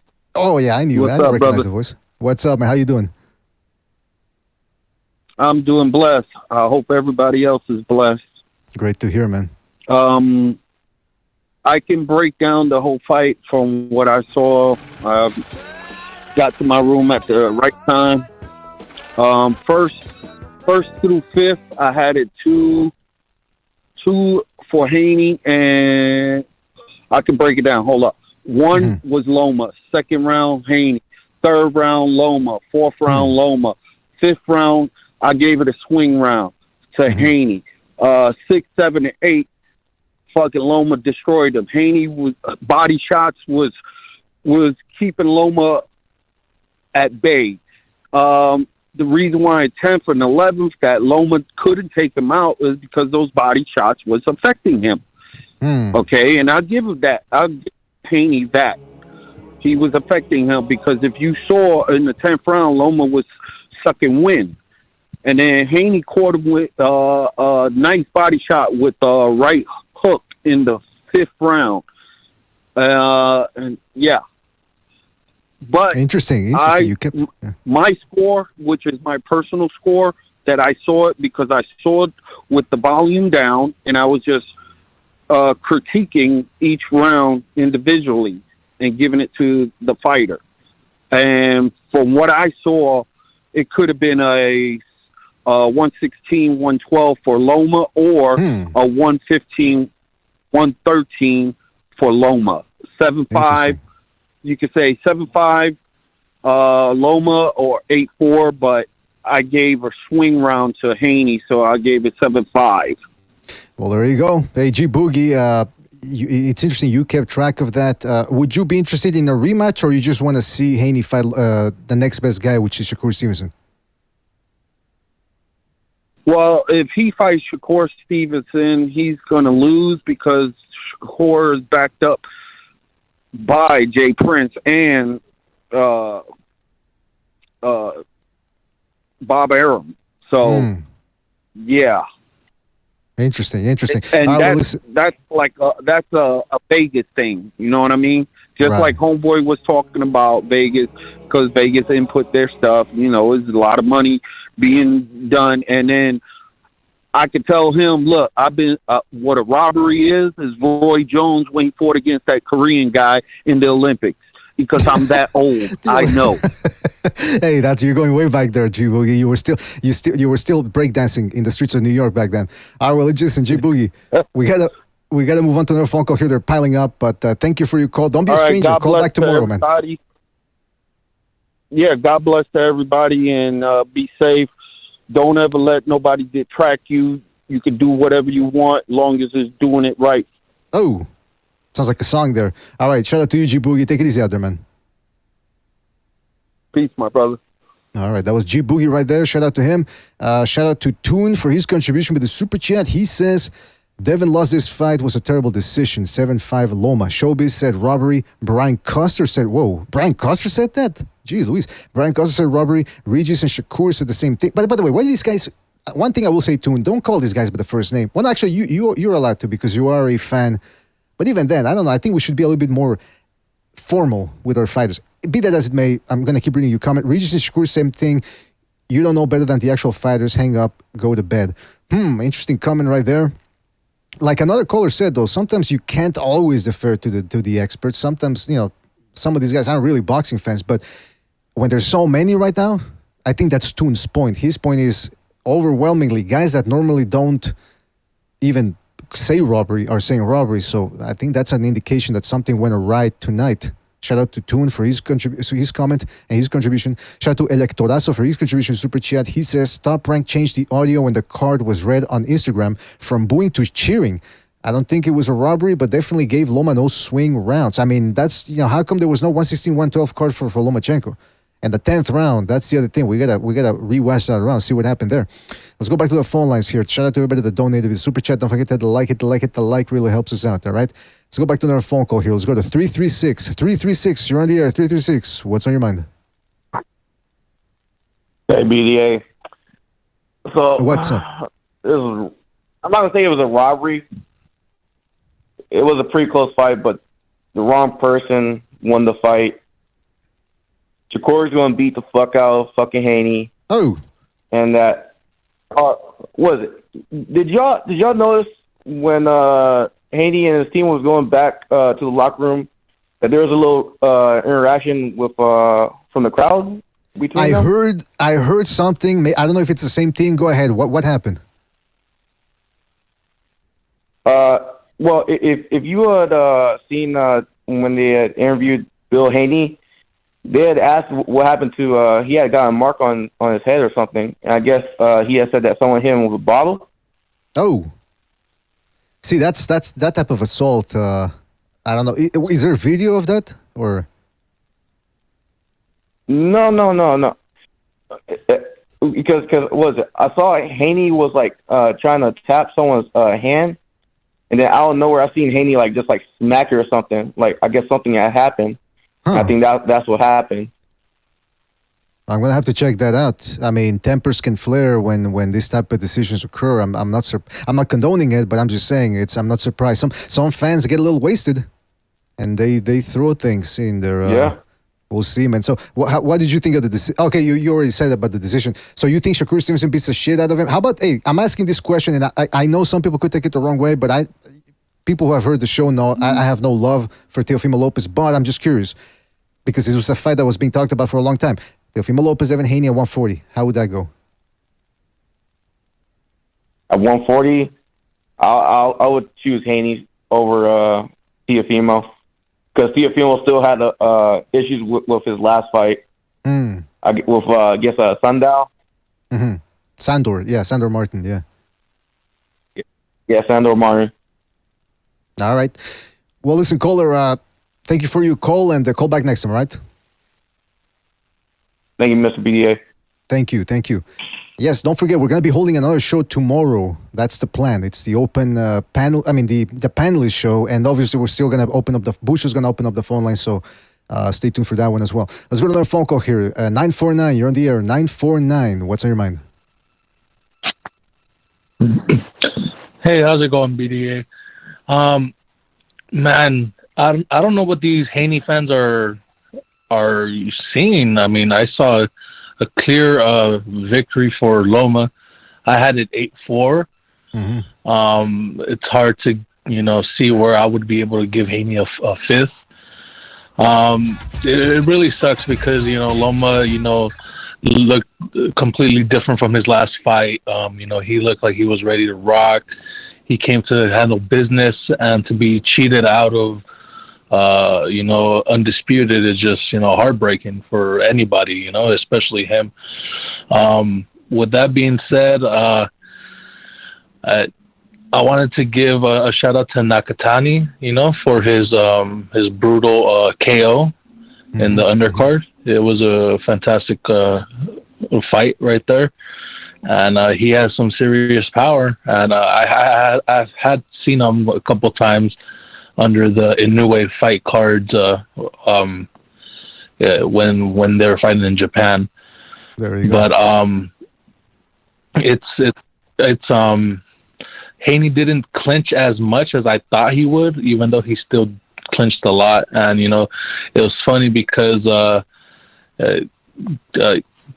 he was doing what he was complaining that Loma was being a dirty fighter for. He was in fact the one doing those dirty tactics. There you go. But other than that, it just sucks that we have such a corrupt sport that clear winners like this, you get a loss and get a taint in the record. And I definitely do want to see a rematch. I think this deserves to be a rematch. With that being said, it was a great fight for all fans to see, and I just hope we get more matches like this in the future. There you go, man. I think I concur with you, but then again, what boxing fans want isn't what we always get, or what we deserve isn't what we always get. But listen, shout out to you, man. 949, thank you for your call. Call back next time, right, man? Take it easy out there. All right, man. All right, that's 949 right there. Let's go to another phone call. Let's go to 832. 832, you're on the air. 832, what's on your mind? You hear me, BDA? Yeah, 832. Who is this? Oh, this is the Straight G Turo. Straight G, what's up? Straight G. Look, man, the way I saw it, I'm gonna be real, bro. I thought Lomachenko won. I thought it was kind of like I'll go as far as to say it's a robbery because at the end of the day, in Las Vegas, they had a lot of money on the line. So I mean, come on now, like, and in the actual fight, like actually watching it, Lomachenko was like, he was landing the more eye-catching shots. Let's be real. Yeah, that's what I'm saying. I definitely gave Lomachenko the first round. Early on in the fight, in the second round, Devin Haney adjusted and he started landing beautiful body shots and beautiful uppercuts. But then towards the middle, he kind of abandoned that, and then Lomachenko was dog walking him, and then Lomachenko was just winning every round. I'm gonna be honest, this is how I saw it. Even the 10th, 9th, 10th, like, come on. Like, Lomachenko was dog-walking him. He even hurt him, and he was landing flurries on him. In the 12th round, I definitely think Devin Haney did, but... Yeah, he held a lot. In that round, he went with it to the body. He held a little bit too to stifle Lomachenko. He had energy to do that. I was surprised. Well, listen, Straight G, man, we're going to move on to a phone call, but hey, I want to show you a video. I don't know if you saw it already. Supposedly, there's this guy on TikTok who opened up a portal and time traveled, and now no one's heard from him. The newscasters in Arizona, I think I told you about the Ayo, but I found some new things, bro. We're going to talk about that on Second Renaissance, bro. Fantastic. Can't wait. All right, listen, Straight G, I got to go to another phone call here, but thank you for your call. Call back next time, right, man? All right, no doubt. Take it easy out there. Yeah, listen, I don't understand. Some people, listen, if you thought Loma clearly won the fight, you can say robbery. A robbery can still be, that's my question to the people out there. Can a robbery, does it have to be way, way wide? Or if it's a clear decision for one guy, whether it's 7-5, but if one guy clearly won those 7 rounds, can that still be a robbery? I think that's an interesting question. I'm curious to hear what people have to say. Let's go to another phone call here. Don't forget to hit the like. Let's go to 213. 213, you're on the air. 213, what's on your mind? Oh, actually, excuse me, 213. Hold on, real quick. Just give me 2 seconds. Shout out to Electorazo for his contribution to the Super Chat. He says, tomorrow I'll buy $60 worth of BDA products instead. You don't have to do that, Electorazo. You don't have to do that. It would be nice, but I don't want to put pressure on anybody. Shout out to Electorazo. Shout out to Paul Atreides for his contribution to the Super Chat. He says, I had Loma. I give a lot of credit to the fighter that presses forward. Shakur Stevenson about to get his dream of becoming a fan favorite when he whoops Haney. Yeah, that would actually really work out for him from a PR perspective. And shout out to Aymir Leader for reestablishing his BDA membership program. He says, Loma. Well, shout out to Aymir Leader, man. And shout out to everybody that's contributed to the Super Chat so far. Yeah, sorry about that. Go ahead. Caller, go ahead. Hey, Mr. BDA, it's Campos. Oh, Campos, what's up, man? Hey, it was a good card, except that Nico Ali fight. Oof. I'm not interested in seeing that guy fight again. Nakatani, excellent win. Murataya, I wanted to see more from him. He looked good, but that just wasn't enough rounds. As for the Oscar Valdez fight, I see Oscar Valdez past it. This was the guy he fought before. The fight was competitive, but he didn't look good. He looked wild at times. And then for Loma Haney, I picked Loma to win by decision. Very competitive fight. Very good fight every round. I had a lot of swing rounds. Haney was doing some body punching, but even in the swing rounds where I couldn't make a decision if it was a Loma or Haney round, I still had Loma outpointing Haney. Interesting. This fight gave me Triple G Canelo 2 vibes. It gave me Canelo Lara vibes, and it gave me Castillo Mayweather vibes. Because you had body punching, but then you had another guy doing some jabbing. I had Loma winning 115-113. It was 9-10-11. Definitely for Loma, and I believe in the 10th is when Loma was flurrying and had Haney hurt, had Haney going back. The 12th round, I did give it to Haney, but even if Loma would have won the 12th round, let's say they would have given it to Loma still wasn't going to win the fight. Mm-hmm. That's according to the judges. Hey, that's. I mean, when people are afraid to use the word robbery, I think you just broke it down right there. I think they would probably feel more comfortable using that word the way you broke it down. Well, listen, Campos, man, I got to move on to a phone call here. Yeah.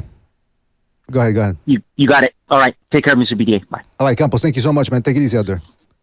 All right, that was Campos Vasquez. Hey, making a good point, man. Making a good point there about that fight. By the way, I got to read some more super chats here. Shout out to right-handed downtown Brooklyn. Shout out to him. He says, Shakur all day over Devin, Puerto Rico, USA.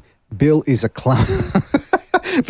I mean, the fact that he said no rematch, as if the fight, even the Haney fans are saying the fight was close. Why wouldn't it merit a rematch? I'd love to hear more from Bill Haney about that. Shout out to Electorazo for his contribution to Super Chat. He says, how do I buy a membership? No entiendo aquí en el YouTube. I don't even understand myself, Electorazo. I think there's a button there. If you're a subscriber, it says if you want to join the membership program, some sort of membership thing there. But again, listen, your contributions, they speak for themselves. And don't forget to hit the like, fellas. Hit the like. Really helps us out. Shout out to Golden Kings Toys for his contribution to Super Chat. He's got something that looks like an anime icon there. He says, Haney knows a black hole. It sucked up the real... it sucked up the real score. Maybe that's what happened. He created a vortex and it sucked out reality. Took us to an alternate reality, a bizarre world where he actually won the fight. All right, let's go to another phone call here. Let's go to 646. 646, you're on the air. 646, what's on your mind? Hey, BDA, this is Infamous. Infamous? Yeah. I called the 11th round stoppage. Yeah. It was pretty close. Pretty close. Loma had him, but kind of left him off the hook there. But my main point I want to say, I think this 10-9 scoring system is trash. Like, it doesn't make any sense. I don't know why boxing still uses it. They're using this for the same scoring system at the same time, and I'm going to explain. So basically, like, if Haney wins, like, a swing round, he gets the full 10 points for that swing round. That doesn't make any freaking sense. If a swing round should literally be close to even. Like, there's this thing called verdict, and they use it for MMA.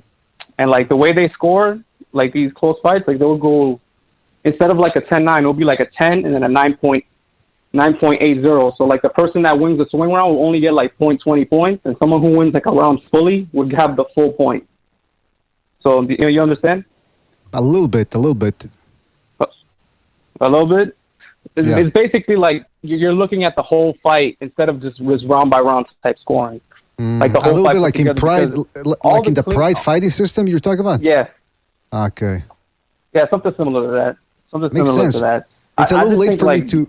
Yeah, it's a little late for me to grab all that information because it's late at night and there's so many calls. But I think I get what you're saying. I mean, you're saying extreme circumstances require extreme changes. Yeah, basically. Like, to make it simple...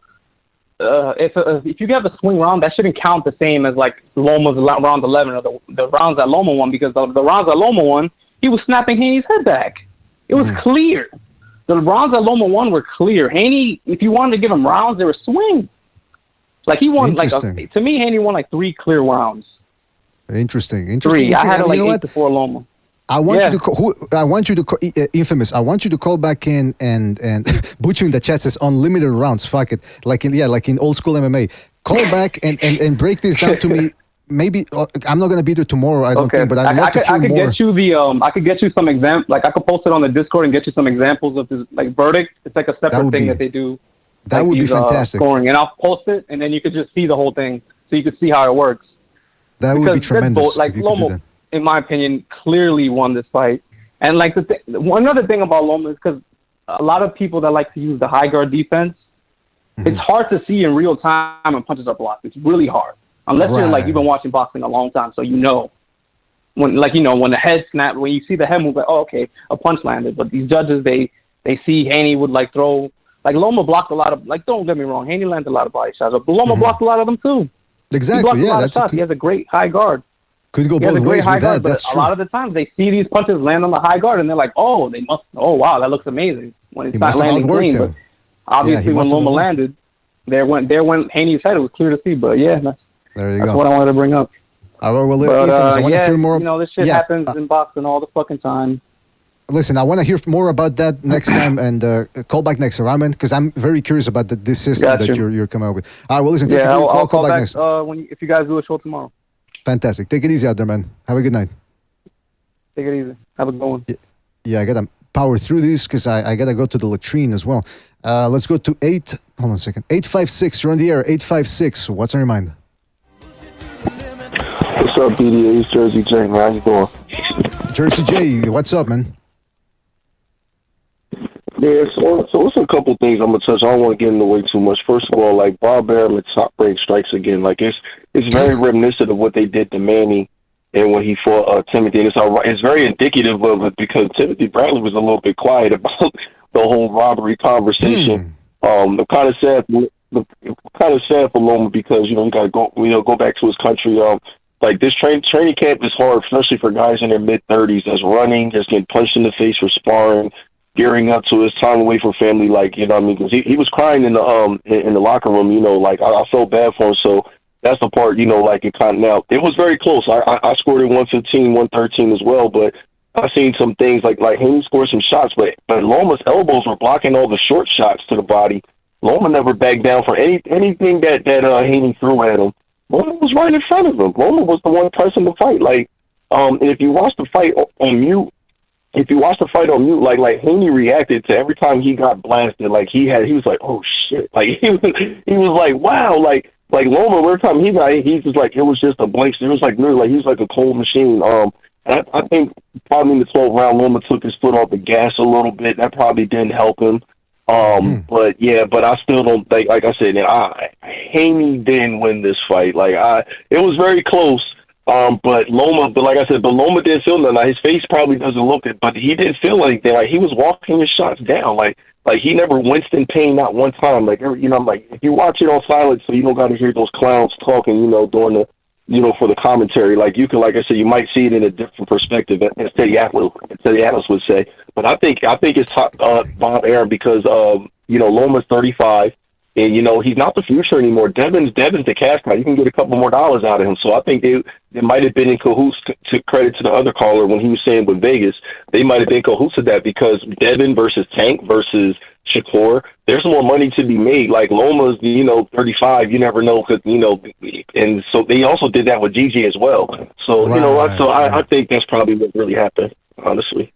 Yeah, that's true, man. That's very good points right there, man. We'll never fully know the story, I don't think, when it comes to these bad decisions, like who was responsible, blah, blah, blah. But you broke it down perfectly there, Jersey J. Really appreciate you calling in. I got to move on to another phone call, but thank you for making your points concisely and precisely, and we'll catch you on the next one, right, man? Take it easy out there. Yes, sir. Take care, guys. Yeah, good call. By the way, he mentioned the body shots. I just checked real quick, and I posted it here up on the screen. I'm surprised. The CompuBox had Lomachenko landing more body shots. That's actually casting a little doubt on my on what actually transpired. Maybe that's why, like I said, that's why I have to rewatch the fight. By the way, reports coming in here that they got the Haneys got out of the ring as soon as Shakur was jumping in. I don't know if that's a timing issue or if that was deliberate. And also Terrence Crawford wearing some sort of a weird camouflage hat or something, like he's in the Florida jungle, in the swamp of Florida hunting ducks. He says that he was surprised by the decision and that the scorecards were, and I quote, crazy. They were crazy. I mean, I don't know, man. I'm very curious to hear what you guys have to say, and I'm very intrigued by the opinions that I'm getting so far. It's very interesting. Let's go to a phone call here. Let's go to 214. Hold on a second. Hold on. Actually, I got to read Super Chats here. Shout out to Electorazo for his contribution to the Super Chats. He says, you have a hot date tomorrow, or is she average? It's not even I wish it was a date. I got a lot of work to do. Shout out to Electorazo. I know there was another Super Chat. Who was it? It was Electorazo. All right. Shout out to Electorazo and shout out to everyone who's donated so far. Don't forget to hit the like. I got to repeat it. I see there's 390 people watching and only 191 likes. Come on. Get us 9 likes. Can we aim for that? Let's go to 200 likes. Just 9 of you guys hit the like if you're enjoying the program so far. Really helps us out. Let's go to another phone call here. Let's go to 214. 214, you're on the air. 214, what's on your mind? Hey, qué rollo, BDA, qué fue, qué onda. ¿Quién es? Hey, Acito, Wisito. Acito, yeah, Ace. Oh, okay. Oh, Ace. Okay, Ace. That's okay. I'll get you. Okay. Asesito. It sounds a little bit like Asesito. But go ahead, Ace. What's up, man? Hey, onda Jenny, onda Gonzalo, que pues está aguitado, que chingado, porque... No, it's because it's the call-in show. Aquí, okay? That's tomorrow. That's tomorrow. Those guys are gonna. Maybe they might show up today if I have the time. I want to hear like a little preview. But so far, right now, it's just a call-in show. So what's up, Ace? Okay, all right, BDA. Look, I was watching the fight. BDA, you got the liquor flowing and everything. But I was watching the fight, BDA, and I had Loma winning. This is my scorecard, 8-4. You know, 8-4. I had Loma. Devin Haney. He had the body shots. He had the body. He was doing a jab, but Loma had a better clear shots. He like whatever he hit Haney. He had the combos, and he also had the better clear shots. And even through the last rounds, I think he dominated Haney. But the thing about it is just, I think this is what it is. The only reason why they give Haney the decision, BDA, is because look, Haney is sponsored by C4 Energy. You know C4, the pre-workout? Sure. Like, I don't know if you've seen the ring. It says C4. You see that, BDA? Okay, yeah, I got you. I get what you're going with this. I mean, could be like I said, it's very hard to find the smoking gun, but yeah, man, that's another interesting little tidbit there that we can add to the pile for sure. Well, listen, Ace, I gotta move. Because. Yeah, go ahead. Final point, because I gotta move on. Check this out. Even in the past fights, he wasn't sponsored. I mean, he always been sponsored by C4 pre-workout energy, but now I guess he brought more money to Bob Arum and stuff like that. He's like, look, I'm gonna give you this C4 energy and his pre-workout, and I'm gonna give you some more money, and let me like, just to be cool with him. That's why you see more that sponsorship all over the arena, and that's what I think. Like, if you look it up, you can see that he's sponsored by C4 pre-workout energy, and that's like a real big sponsorship. And that's why Teofimo Lopez, and in his rant, he said, "I brought Bud Light to Top Rank." When he did that rant, he's like, "I brought Bud Light to Top Rank." So that's what I think, that they gave him that little decision. They helped him out because he brought C4 Energy to Top Rank. Ace, that could make sense. That makes sense, man. I'm gonna look more into that, just for, to see how it falls into, if it falls into the puzzle. Well, listen, Ace, I gotta move on to a phone call here, man. But take care and try to call back next time if you have the chance. All right, man. Tomorrow. Okay, te quedas, Cuídate. Hasta la próxima. All right, that's I was gonna keep speaking Spanish. Let's go to 416 here. 416, you're on the air. 416, what's on your mind? Yo, BDA, what's going on, guys? What's up? Who is this? Sounds familiar. Ricardo, what's up, man? What's on your mind?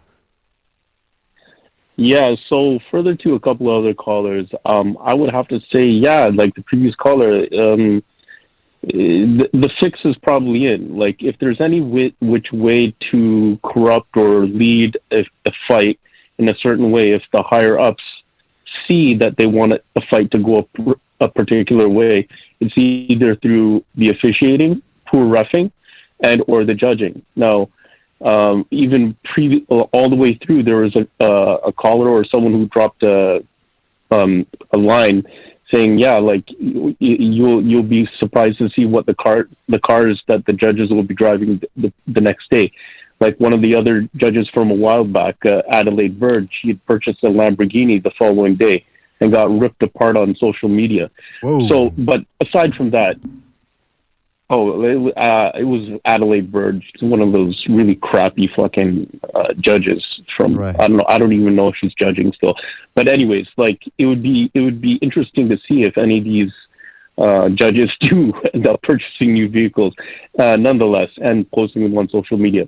Next thing is for example, maybe one of the previous callers stated that Loma is 35. So if the higher ups see that there's no future in the context of like selling a fight of an aged fighter.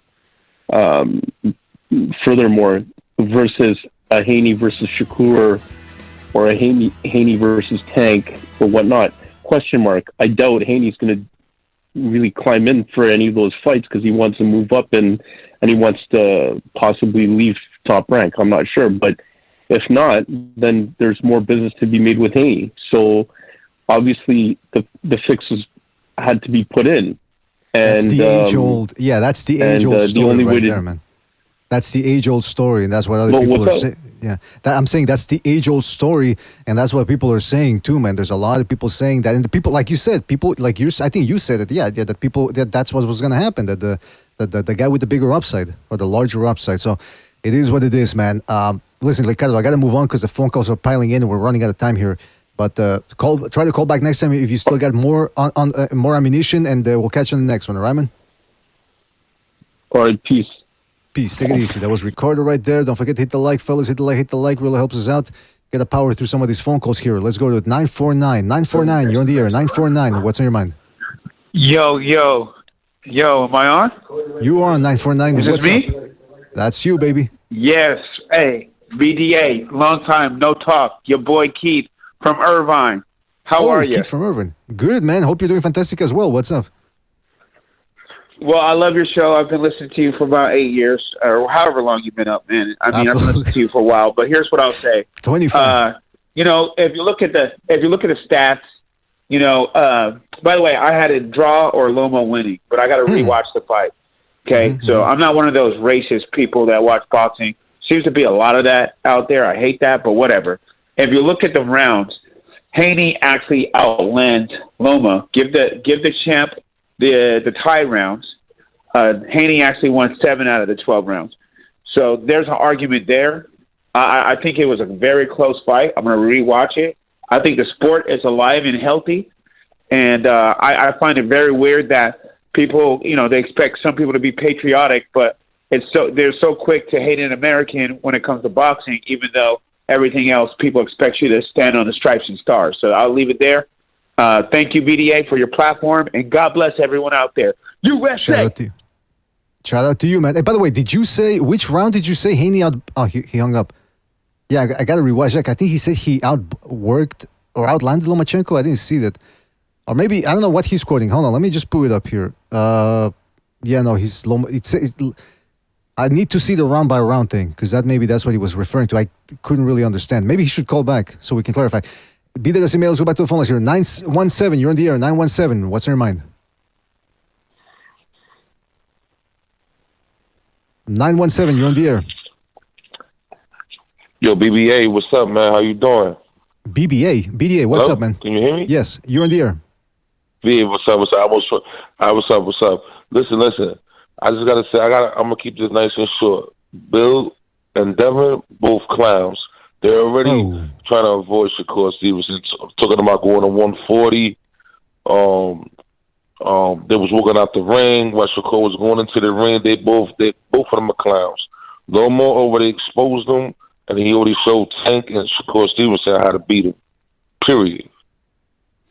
Hello? I mean, do you think that fight even happens?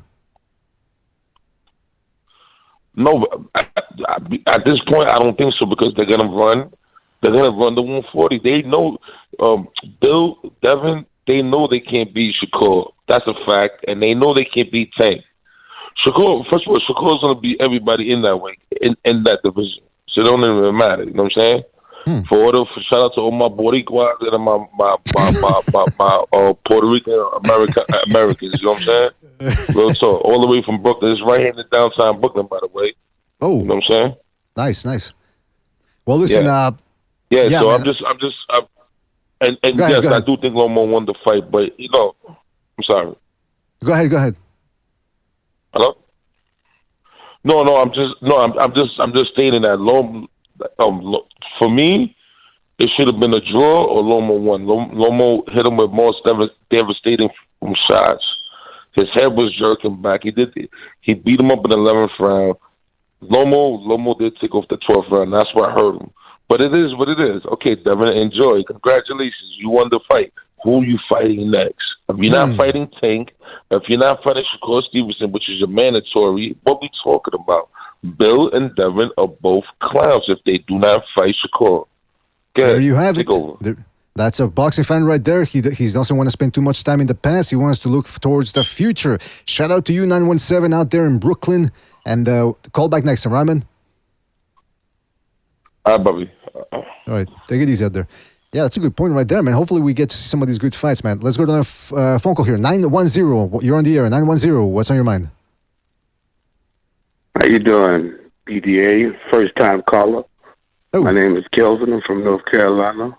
Kelvin, what's up, Kelvin? First and foremost, to be the champ, you got to beat the champ. And I'm old school, and I don't feel like he did enough to beat him. It was a good fight, and most people who know boxing know that if it's close, it's going to the champ.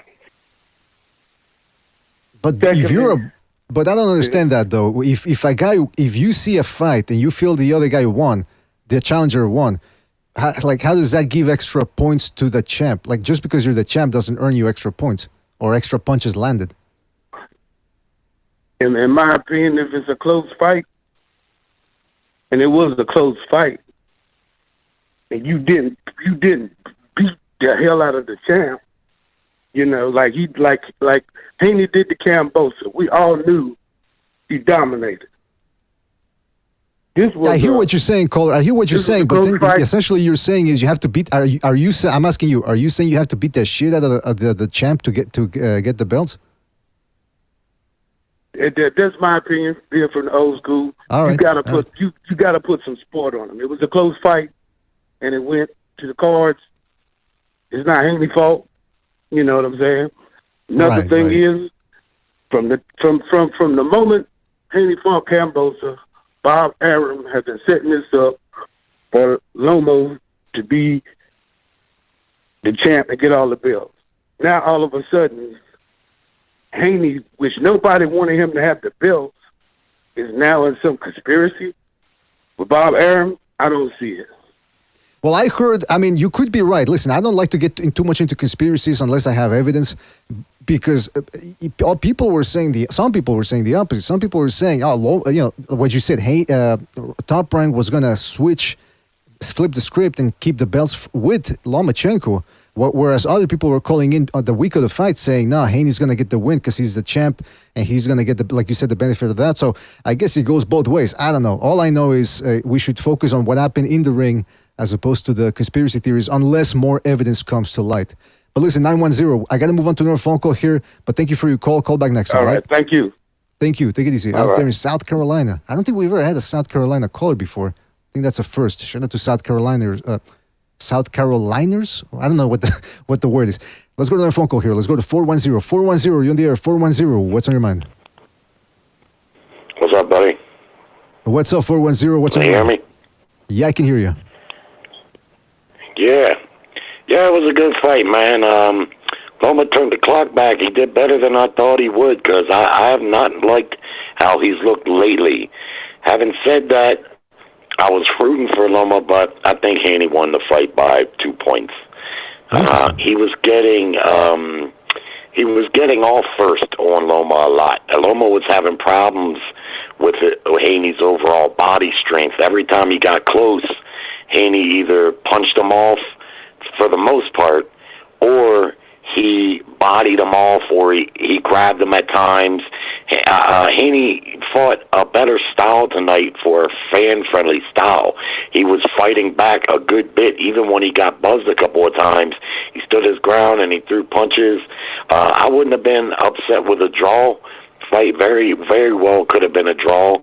I seen the punch stats earlier, and they looked like they favored Loma slightly. But my overall impression after just watching it tonight was Haney edged him a little bit. But what also I would say is that old adage about you got to beat the champ, that's bullshit, man. When usually the champion is the best fighter in a division. So now you're telling me that not only do you have to beat that fighter, you got to dominate him in order to win. That's bullshit, man. That ain't what determines the winner of a fight. If any politics determine the winner, it's who the promoter feels the upside is with. You know, and in that case, it would probably be Haney, simply because, not that Haney's that popular, but he is young, and so he's got a whole career ahead of him, whereas Loma doesn't. Interesting. But, Yeah, that's a great way good fight.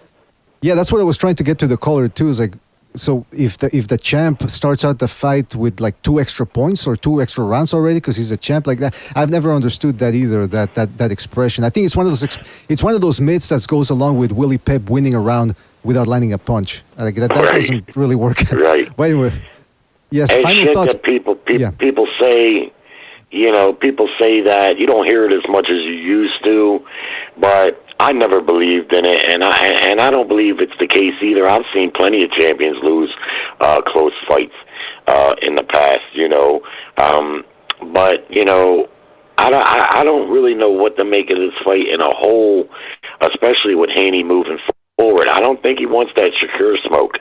Now, the problem for Devin Haney is this: when he moves out of that division, which he clearly looks like he's going to have to, he's going to have his hat in his hand, because when he goes to 140, he ain't going to have no title. You see, and he's not a big payday. So I wonder what type of opportunity really going to be there for him at 140. Even though there's a lot of talent there, he's not going to have much leverage. You see. Excellent point. That's a great point. That's a great point, man. Is to try to stick with Top Rank. If he goes to PBC, they'll shelve him for 15 to 18 months at a time. There ain't no future there for him over there. Dazan already let him go to Top Rank. Dazan got out of the Haney business after that Jojo Diaz fight sold so poorly, you know. And Oscar ain't got nothing going on, so you're gonna have to try to stay at Top Rank. And if he does, you know, one way or the other, Bob will make him get in there with the top guys at 140, I think, and we'll just have to see. All right, listen, fantastic call, man. I always forget, what do we call you? Jerry, fantastic call, man. Great to hear from you again. Yeah, I'm the real NPR guy. Oh, yeah, you're the real. Okay, all right, thank you for your call. I got to move on to another one, but shout out to you. Have a good night, man. Take it easy. All right, thanks, bud. All right, Gonzalo's on the line. Let me just get to one call here. I think there's only one left, and then I got to really go to latrines. Thank you for helping me out, Gonzalo. Let's hear from a caller here. 508, you're on the air. 508, what's on your mind? Hey, what's up? It's yours truly, DP here. What's going on? DP, I can barely hear you. Try to get as close to the mic as possible. If you're on Bluetooth, take that shit off and just talk on the mic. What's up, man? Okay, let me get off Bluetooth. Hold on one second. Yes, please, because I can barely hear you. No, it was a great fight. You know, it was a great fight. I just feel like my prediction was I had Devin winning a split decision, but I'm disappointed. I feel like Devin talked a lot. Don't you feel like that, BDA? He talked so much trash. He said he was going to run through him. He was going to send him into retirement. You know, he's like talking about checkmate. You know, all this stuff. And when you talk like that, you know, in the culture, you got to back that up. You know what I'm saying? And to me, he didn't do that. Now I give him credit. I give Haney credit. He fought his heart out. But I had Lomachenko winning the fight, and I feel like so I'm a little upset. I just feel like what was it? 2 weeks in a row we've had some BS with boxing. That's a good point there. DP. It's Gonzalo said that hopefully it doesn't happen 2 weeks in a row, but this is boxing and they know how to disappoint people. Let me tell you, man. Well, listen, DP, man, that's a great call. I gotta go though. We gotta move on here. Last statement before we go. Go ahead. No problem. Yeah, no, it's just I just feel like we have the footage. You know, we can see the fight. So it's not like sometimes when we have these controversies, I feel like you know, they're clear. We can watch the footage. I feel like Lomachenko landed the clear punches down the stretch, you know, and he had Haney, he had him on the back foot, you know, he was putting the pressure on. And even Shakur said afterwards that, you know, he felt like that Haney won the fight. So it's just unfortunate, but the good thing is that, you know, Haney, hopefully he goes to 140, and Lomachenko, he won the crowd, and everyone still likes the guy. So it's a good thing for boxing. It's bad for boxing that it was a bad decision. There you go. It's good for boxing that everyone is supporting Loma, you know. That's a good way of, but I mean, that's a one way of putting it, that's for sure. Well, listen, DP, thank you for your call. Call back next time, right, man? Good to hear from you. Take it easy out there. No problem. All right. Listen, we're going to stay here for another 15 minutes. I really do have to go to latrine, so shout out to Gonzalo for jumping by and helping me out. Gonzalo, you're a lifesaver. I'm curious to hear your thoughts. Break down the fight. What happened last night, technically? What transpired? Who did you have winning, of course, as well? And break it down for the people out there. The first half of the fight could have gone 3-3. If you want to give Haney 4 rounds, Lomachenko 2. Clearly, I believe it was the third round that was a dominant round. So the first 6 rounds, one of the rounds, if not 2, could have been the first where you give 2 out of the 4 to Lomachenko. But yeah, that third round out of the first 6 was clearly the most dominant round by either fighter. And if we go to the second half, 2 out of the 4 rounds that Lomachenko won, they were clear as hell. It was like not an 8-10, but it was a dominant performance. So really, 3 rounds right there, Loma dominated. And I think he did enough to sweep some of the middle rounds. I would have to say I'd give the fight, it was close. Devin fought a good fight. Hey, but you don't get no extra credit points. That's what you're supposed to do. You're supposed to give it your all. And if you got to beat the champ to become the champ, I don't know where people get that narrative, because if you want to talk about what it means to win the championship rounds, when you talk about 10, 11, and 12, I think Loma won 2 out of those last 3. So he won the last 2 out of the last 3, and those are the championship rounds. Loma outlanded Haney by CompuBox. In totality, he landed more of the power shots and what you would call the jabs.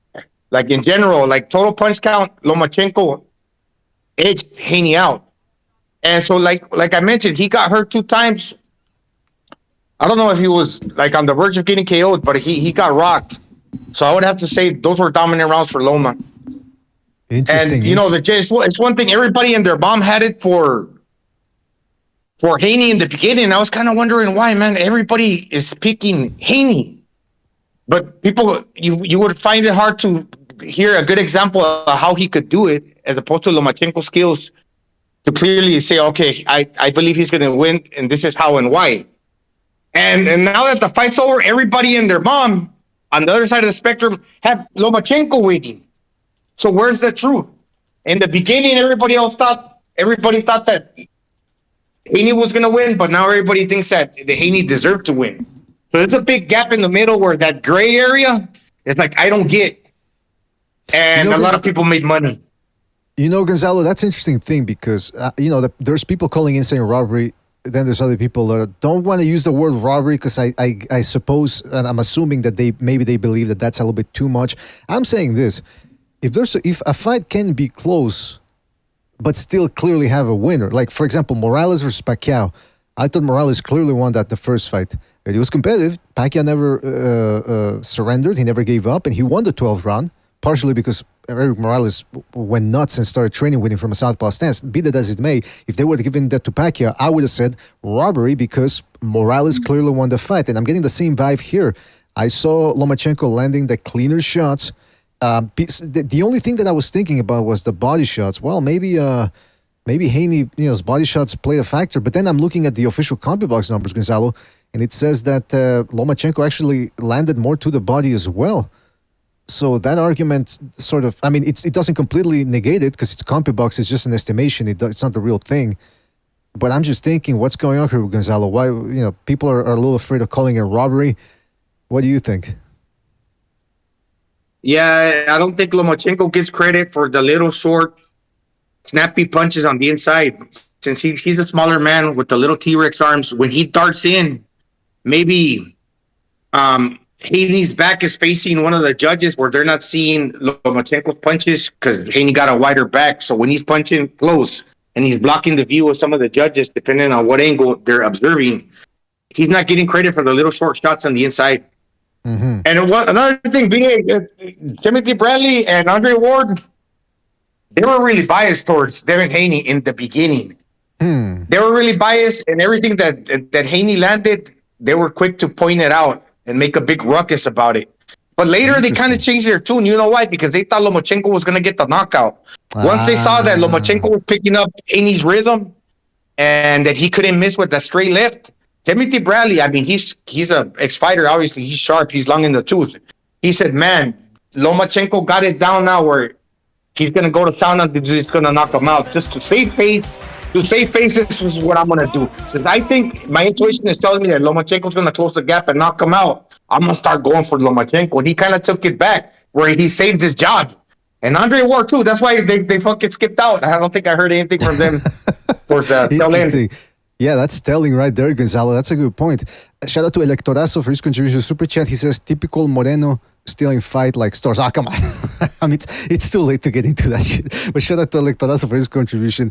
Shout out to Bushido Kai for his contribution to the Super Chat. Oh, he was at the fight, I remember. And he says, I was in the seats. It was a robbery. Many Haney fans said it too.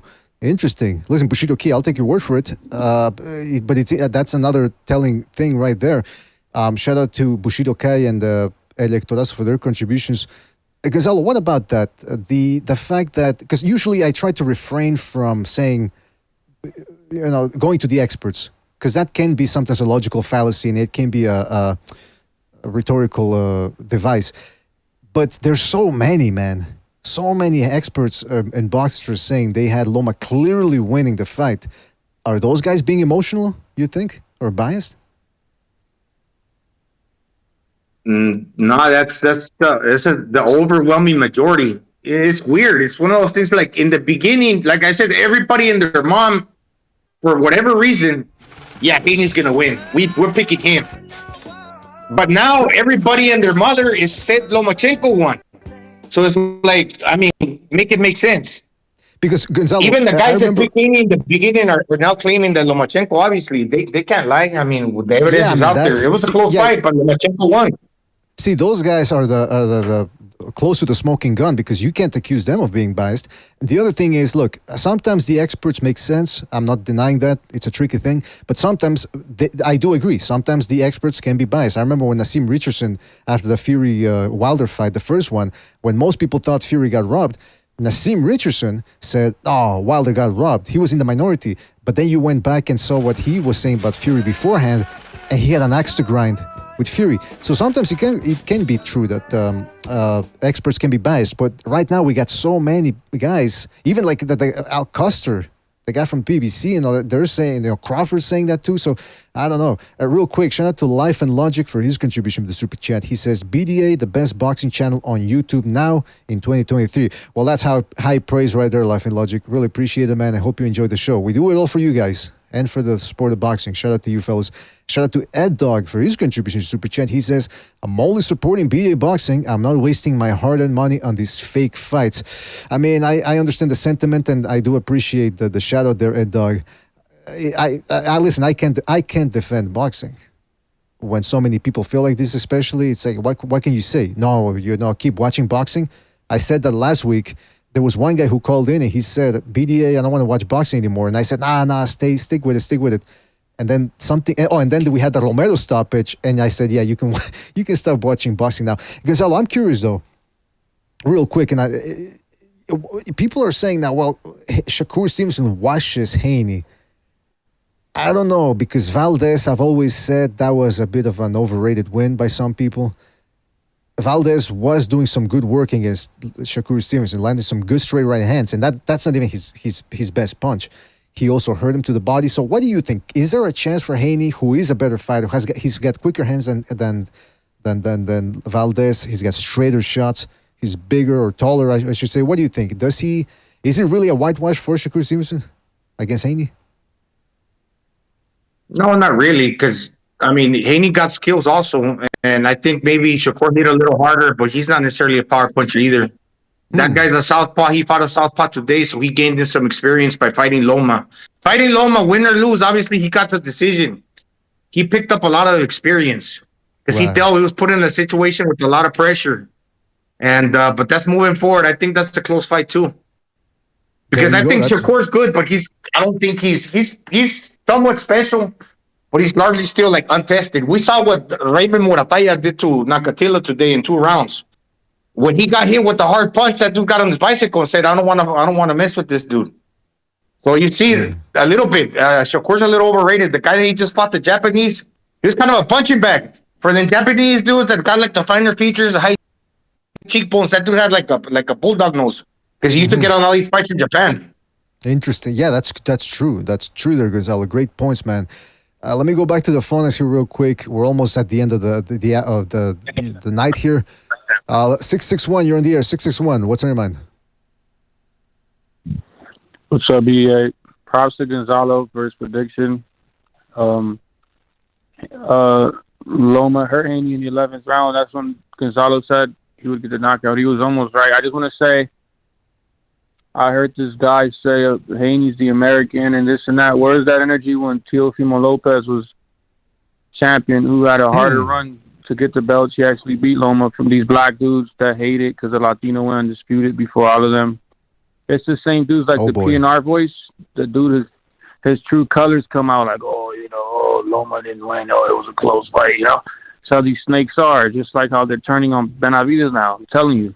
If Benavidez wasn't a threat, if Benavidez wasn't a threat to the dude with all the belts, Canelo, they wouldn't care. But now you see all these black dudes.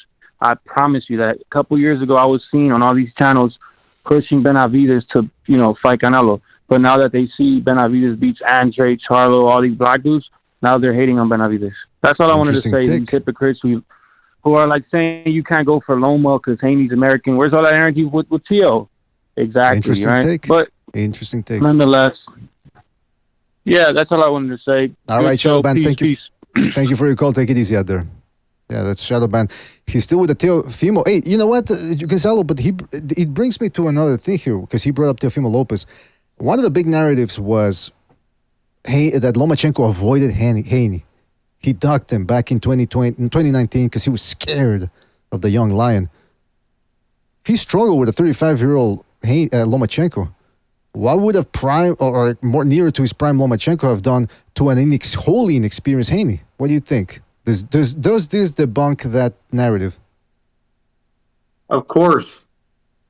No question about it. He's probably not even going to bring that up because he knows he's lying.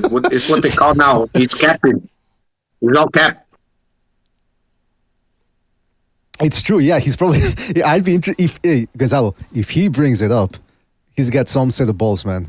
I mean, I would expect that from his father. He used to sell drugs, so he's got to have like the mentality of a burglar a little bit. He's got to have balls to do that. Not that I respect that, but I'm just saying it takes some real risk taking to become a drug dealer. But Devin Haney, I'd be surprised if he ever brings that shit up again. Oh, they dogged me in 2019. But I mean, he said that it's right there on video. You can't erase that, right, Gonzalo? So it's interesting. Yeah. The other thing there's a little bit of a gray area. If you want to break the fight round by round, obviously, I mean, that does matter too. You got to give. That's important. That's the scoring criteria. You're going to divide the rounds and count them in their totality when it's all said and done. But if you look at the beginning rounds, dude, you got to give everything to Haney. You got to basically look at through like biased colored glasses and assume that there were close rounds where nobody was really doing anything. You're going to give it to the champion. That's fucking BS. Even the 12th round.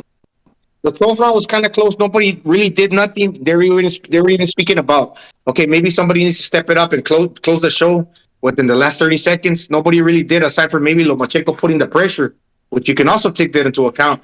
But Haney, aside from the body punches, which typically, if it's a Mexican or some other guy, when he going to the body, they ain't counting those as much as they should. But now, the American lands them.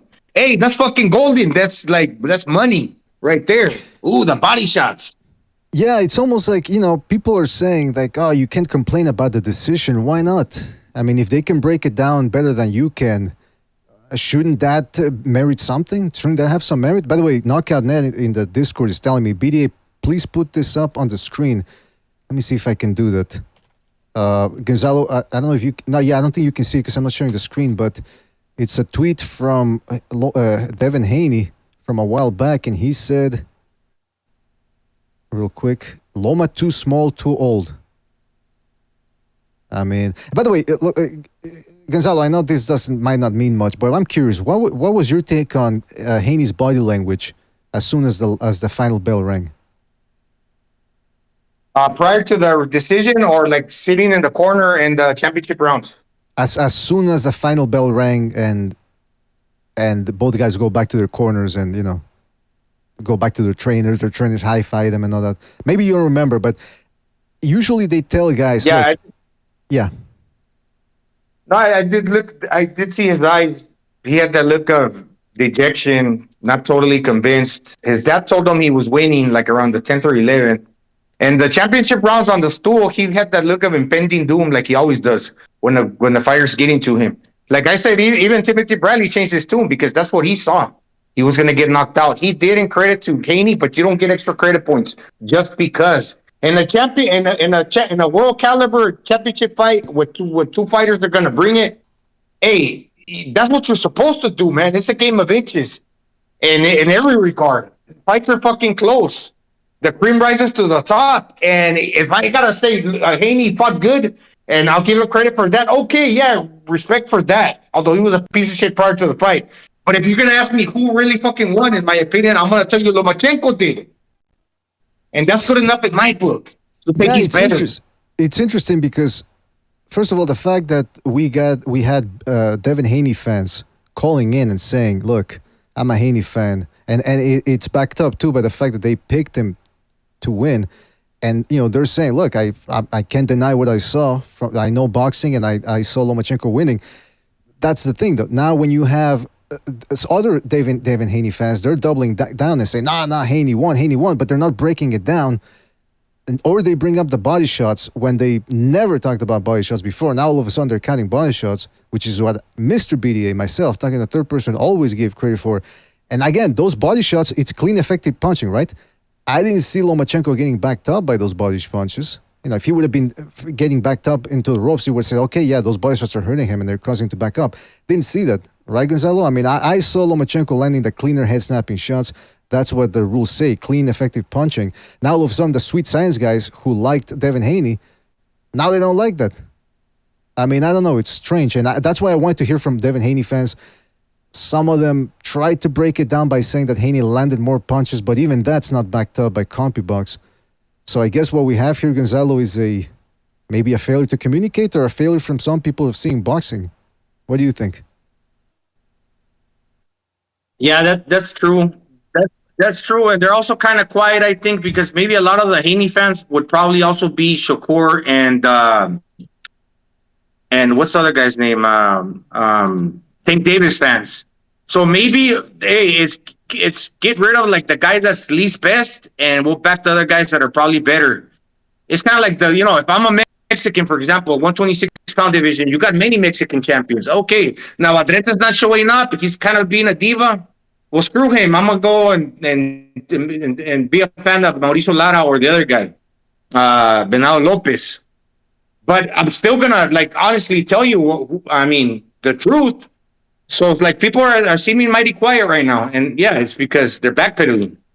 Yeah, it's interesting. And look, listen, you'll never, unless somebody was really talking a lot of shit, but you won't hear me calling out. Because there were people calling us out saying, "Oh, you guys are picking Lomachenko because you're emotional," and some of those people called back and said, "No, I had Haney winning." You're not gonna hear me put those guys down and say you were wrong, na, because it's boxing. I didn't win the fight. I wasn't fighting. Neither were they. It's just it's an opinion a sport to a certain degree. We're watching it as spectators and we want to talk about the boxing. That's what's entertaining to us as well. So, yeah, still I am seeing some Haney fans doubling down though. And saying, no, Lomachenko lost clearly. It's like, man, those people, they're in the minority of real boxing fans because they don't really want to watch boxing. They just want to, I don't know, live vicariously through their fighter's life. But I mean, we've talked about this before. Giselle, I'm curious, who do you want to see Haney fight? Actually, scratch that. Do you think Haney stays at 135? I would probably say not, since I think Lomachenko said, somebody asked them what happened in I don't know, that was kind of suspect too.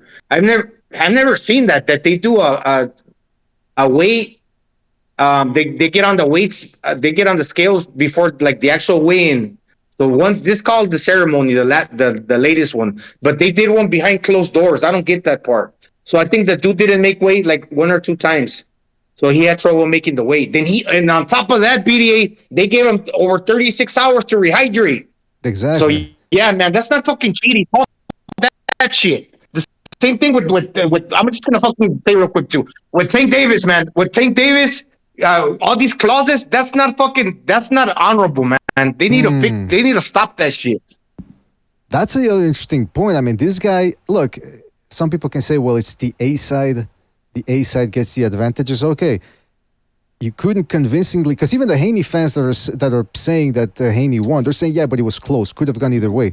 Well, I mean, that's the other thing that you bring up a good point, Gonzalo. Even with the age advantage, the size advantage, you still couldn't dominate the older, shorter, smaller guy. I mean, I don't know what that means, but I would like to hear from Haney fans. By the way, speaking of callers, we got one caller here. I think it might be the last of the night because we're about ready to wrap it up here. 419, you're on the air. 419, what's on your mind? Yeah, what's up, y'all? It's Raphael 32. Whoa, Raphael, from what's Toledo. up, man? What's up, man? Yeah, what's up, y'all? The fight was very competitive. It was both fighters going back and forth. Lomachenko fought in and out most of the time. When he went inside, he worked good inside when he had to. Devin Haney did have some nice body shots, and I watched the fight again when I was in the chat, and I just got done watching the fight a second time. Devin Haney landed some nice punches, but they didn't do anything to Lomachenko. He didn't hurt Lomachenko at all. Loma hurt him in 10 and 11, and it didn't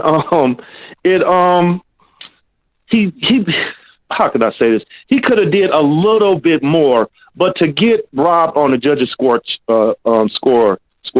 like the guy who called in was talking about the Vegas fix, I believe in that ultimately. I don't believe it was highway robbery. You know, Devin, he kind of he kind of proven himself to me. He can take a punch, and he does have boxing skill. Now, it is, I heard some people say in the chat, it's kind of cringy to watch him at times. It is, but you can't take away from the young man. Did he win the fight? Not unanimously. I believe in all heart it was a draw, or Loma should have won. I do not believe it was a highway robbery. And as far as Oscar Valdez go, he's going to get, Navarrete is going to thrash his ass. Because, you know, somebody like Lopez, you know what I mean? I'm not throwing Lopez under the bus because he did better than Nakatila. You know, I thought Nakatila was going to do something. And that just shows that just goes to show you Murat is the truth. I thought that first fight was going to be a barn burner. That wasn't shit. You know what I mean? But but if you remember, they were saying about Nakatila has all the, you know, it's dangerous, punch power. You know, I was believing the same shit, you know, and it wasn't that way. But Oscar Navarrete, and I see Navarrete and Oshaki Foster beating Oscar Valdez. I think his best days are past him, really, to be honest with you, because he should have closed the show with Lopez. I agree with you, Rafael. I've never really been all that impressed with Oscar Valdez, but you never know, man. If I heard Navarrete is not training all that much, he's in the party lifestyle, so maybe that left hook will bail him out. You never know, man. But listen, Rafael, we gotta move on, man. We're almost done here, so thank you for your call, and call back next time, right, man? Yeah, okay, I will tomorrow. Y'all have a good one. All right. You too, man. Have a good night. Yeah, it's 3 a.m. here, almost 3:30. I got to really wrap it up. But Gonzalo, I want to ask you, man, we were talking about having the balls to make certain statements. Haney apparently he said he feels he's number one pound for pound. Did he deliver a pound for pound performance? No, I don't think so. No, the majority of people, from what I'm listening to now, 90% of people think Lomachenko won. I mean, it's interesting that he would say that. There's a hashtag trending, by the way, Gonzalo. People are saying, hold on, yeah, it's a hashtag Lomachenko robbed. I know that, that gets some people say, well, robbery, come on, don't say the word robbery, it's too harsh. But I mean, it's about the way people break it down, and people are saying, why is this shit? Yeah, what the fuck is this? Yeah. Anyway, yeah, people are saying, Gonzalo, that there's that whole that thing that they're saying Lomachenko robbed. What did you say again about the word robbed? Can a fight still be close and still be a robbery? I don't think so, because like let's say, for example, in soccer, somebody gets a penalty that they shouldn't have got, like Arjen Robben, like that dude from Holland when Mexico played, and then Holland wins. Okay, freaking, it was a close game decided by one goal, but then did the right guy win, or did the guy that won, did he deserve to win fairly? Probably not. So it's a robbery, right? In basketball, if you fucking outscored the other team by 2 points and it was based on a bad call, hey, the other team fucking won, but did he deserve to win? Well, probably not, because the other team got robbed. So it could be as little bit as, I don't know, 2-3 points in any other game, and that's enough for the other team to win. And in boxing, it makes no difference either. I mean, a close or a wide robbery is still a robbery.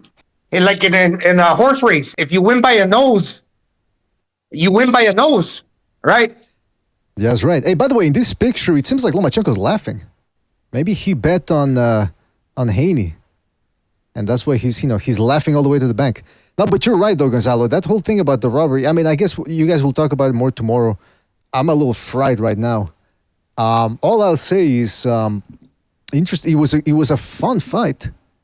I thought, Lomachenko landed the cleaner head-snapping shots.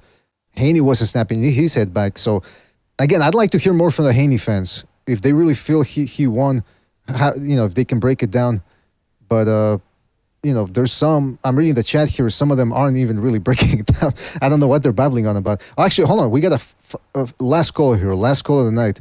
407, you're in the air. 407, what's on your mind? Hey, are you there? Yes, 407, you're on the air. Hey. Yeah, you can hear me? Yo. You're on the air. Can you hear me? All right, caller. You're the last caller of the night, man. Go ahead. Yes, go ahead, man.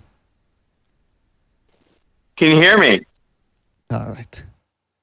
Gonzalo, what do you think about tomorrow we're going to see what happens, man. Jeez, Luis, my frame is bright here, man.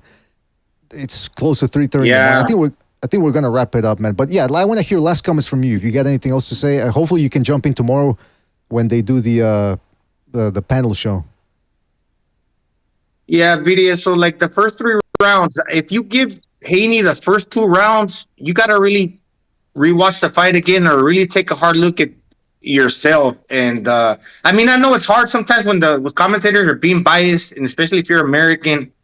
Those first 2 rounds, man, if nothing really happened, hey, why do you necessarily have to say fucking Haney won them? The one that came out strong first, that made a statement first in the 3rd round, was Lomachenko. If you give Haney the 4th and 5th, okay, go ahead. But then we saw what happened after that, like around the 6, 7, 8, even 9, fucking 10 round. Lomachenko fucking went on the warpath. And if some of those rounds were close, Lomachenko clearly won those rounds, in my opinion. And he hurt him in the 9th and 10th, correction, 10th and 11th. So, I mean, yeah, it's a matter of like rewatching the fight and being honest, but obviously nobody got a problem with Lomachenko winning, because that's what everybody's saying. So yeah, I think people are onto something. I think so. And let me tell you something. Haney, the biggest disrespect was that he didn't thank Lomachenko for choosing to fight Teofimo Lopez instead of him back in 2019. Because if this 35-year-old version did this to a Devin Haney, who's better now, who's got more confidence. He's bigger now. He's fought better opponents.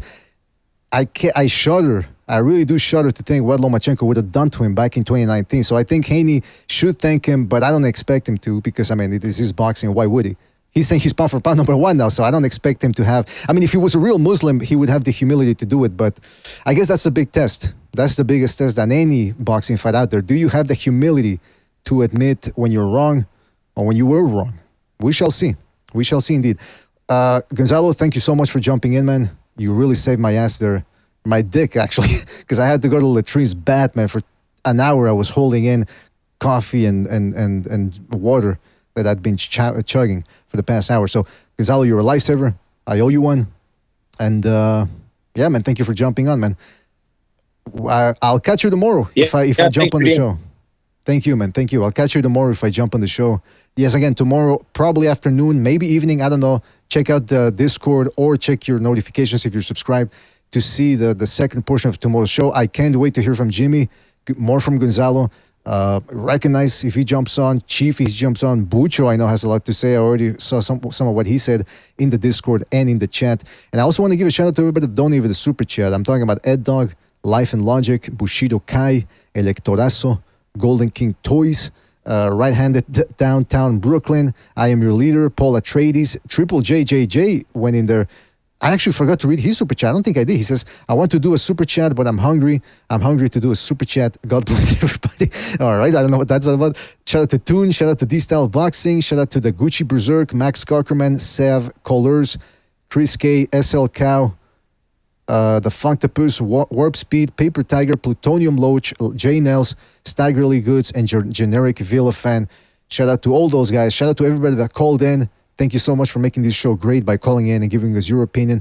And shout out to everybody in the chat. I'm talking about I'm Your Leader, Thomas Henry, I'll say that in French, Lil Mac Punch-Out, Felipe Algado, Mobslot, Sam Rando, Amok PvP, JDog209, Skull Kids, Junk. We gotta go. If I forgot anybody, it's because we have to go. But shout out to you, fellas. Catch us tomorrow. We'll see you on the next one, fellas. Take it easy. Thanks for watching.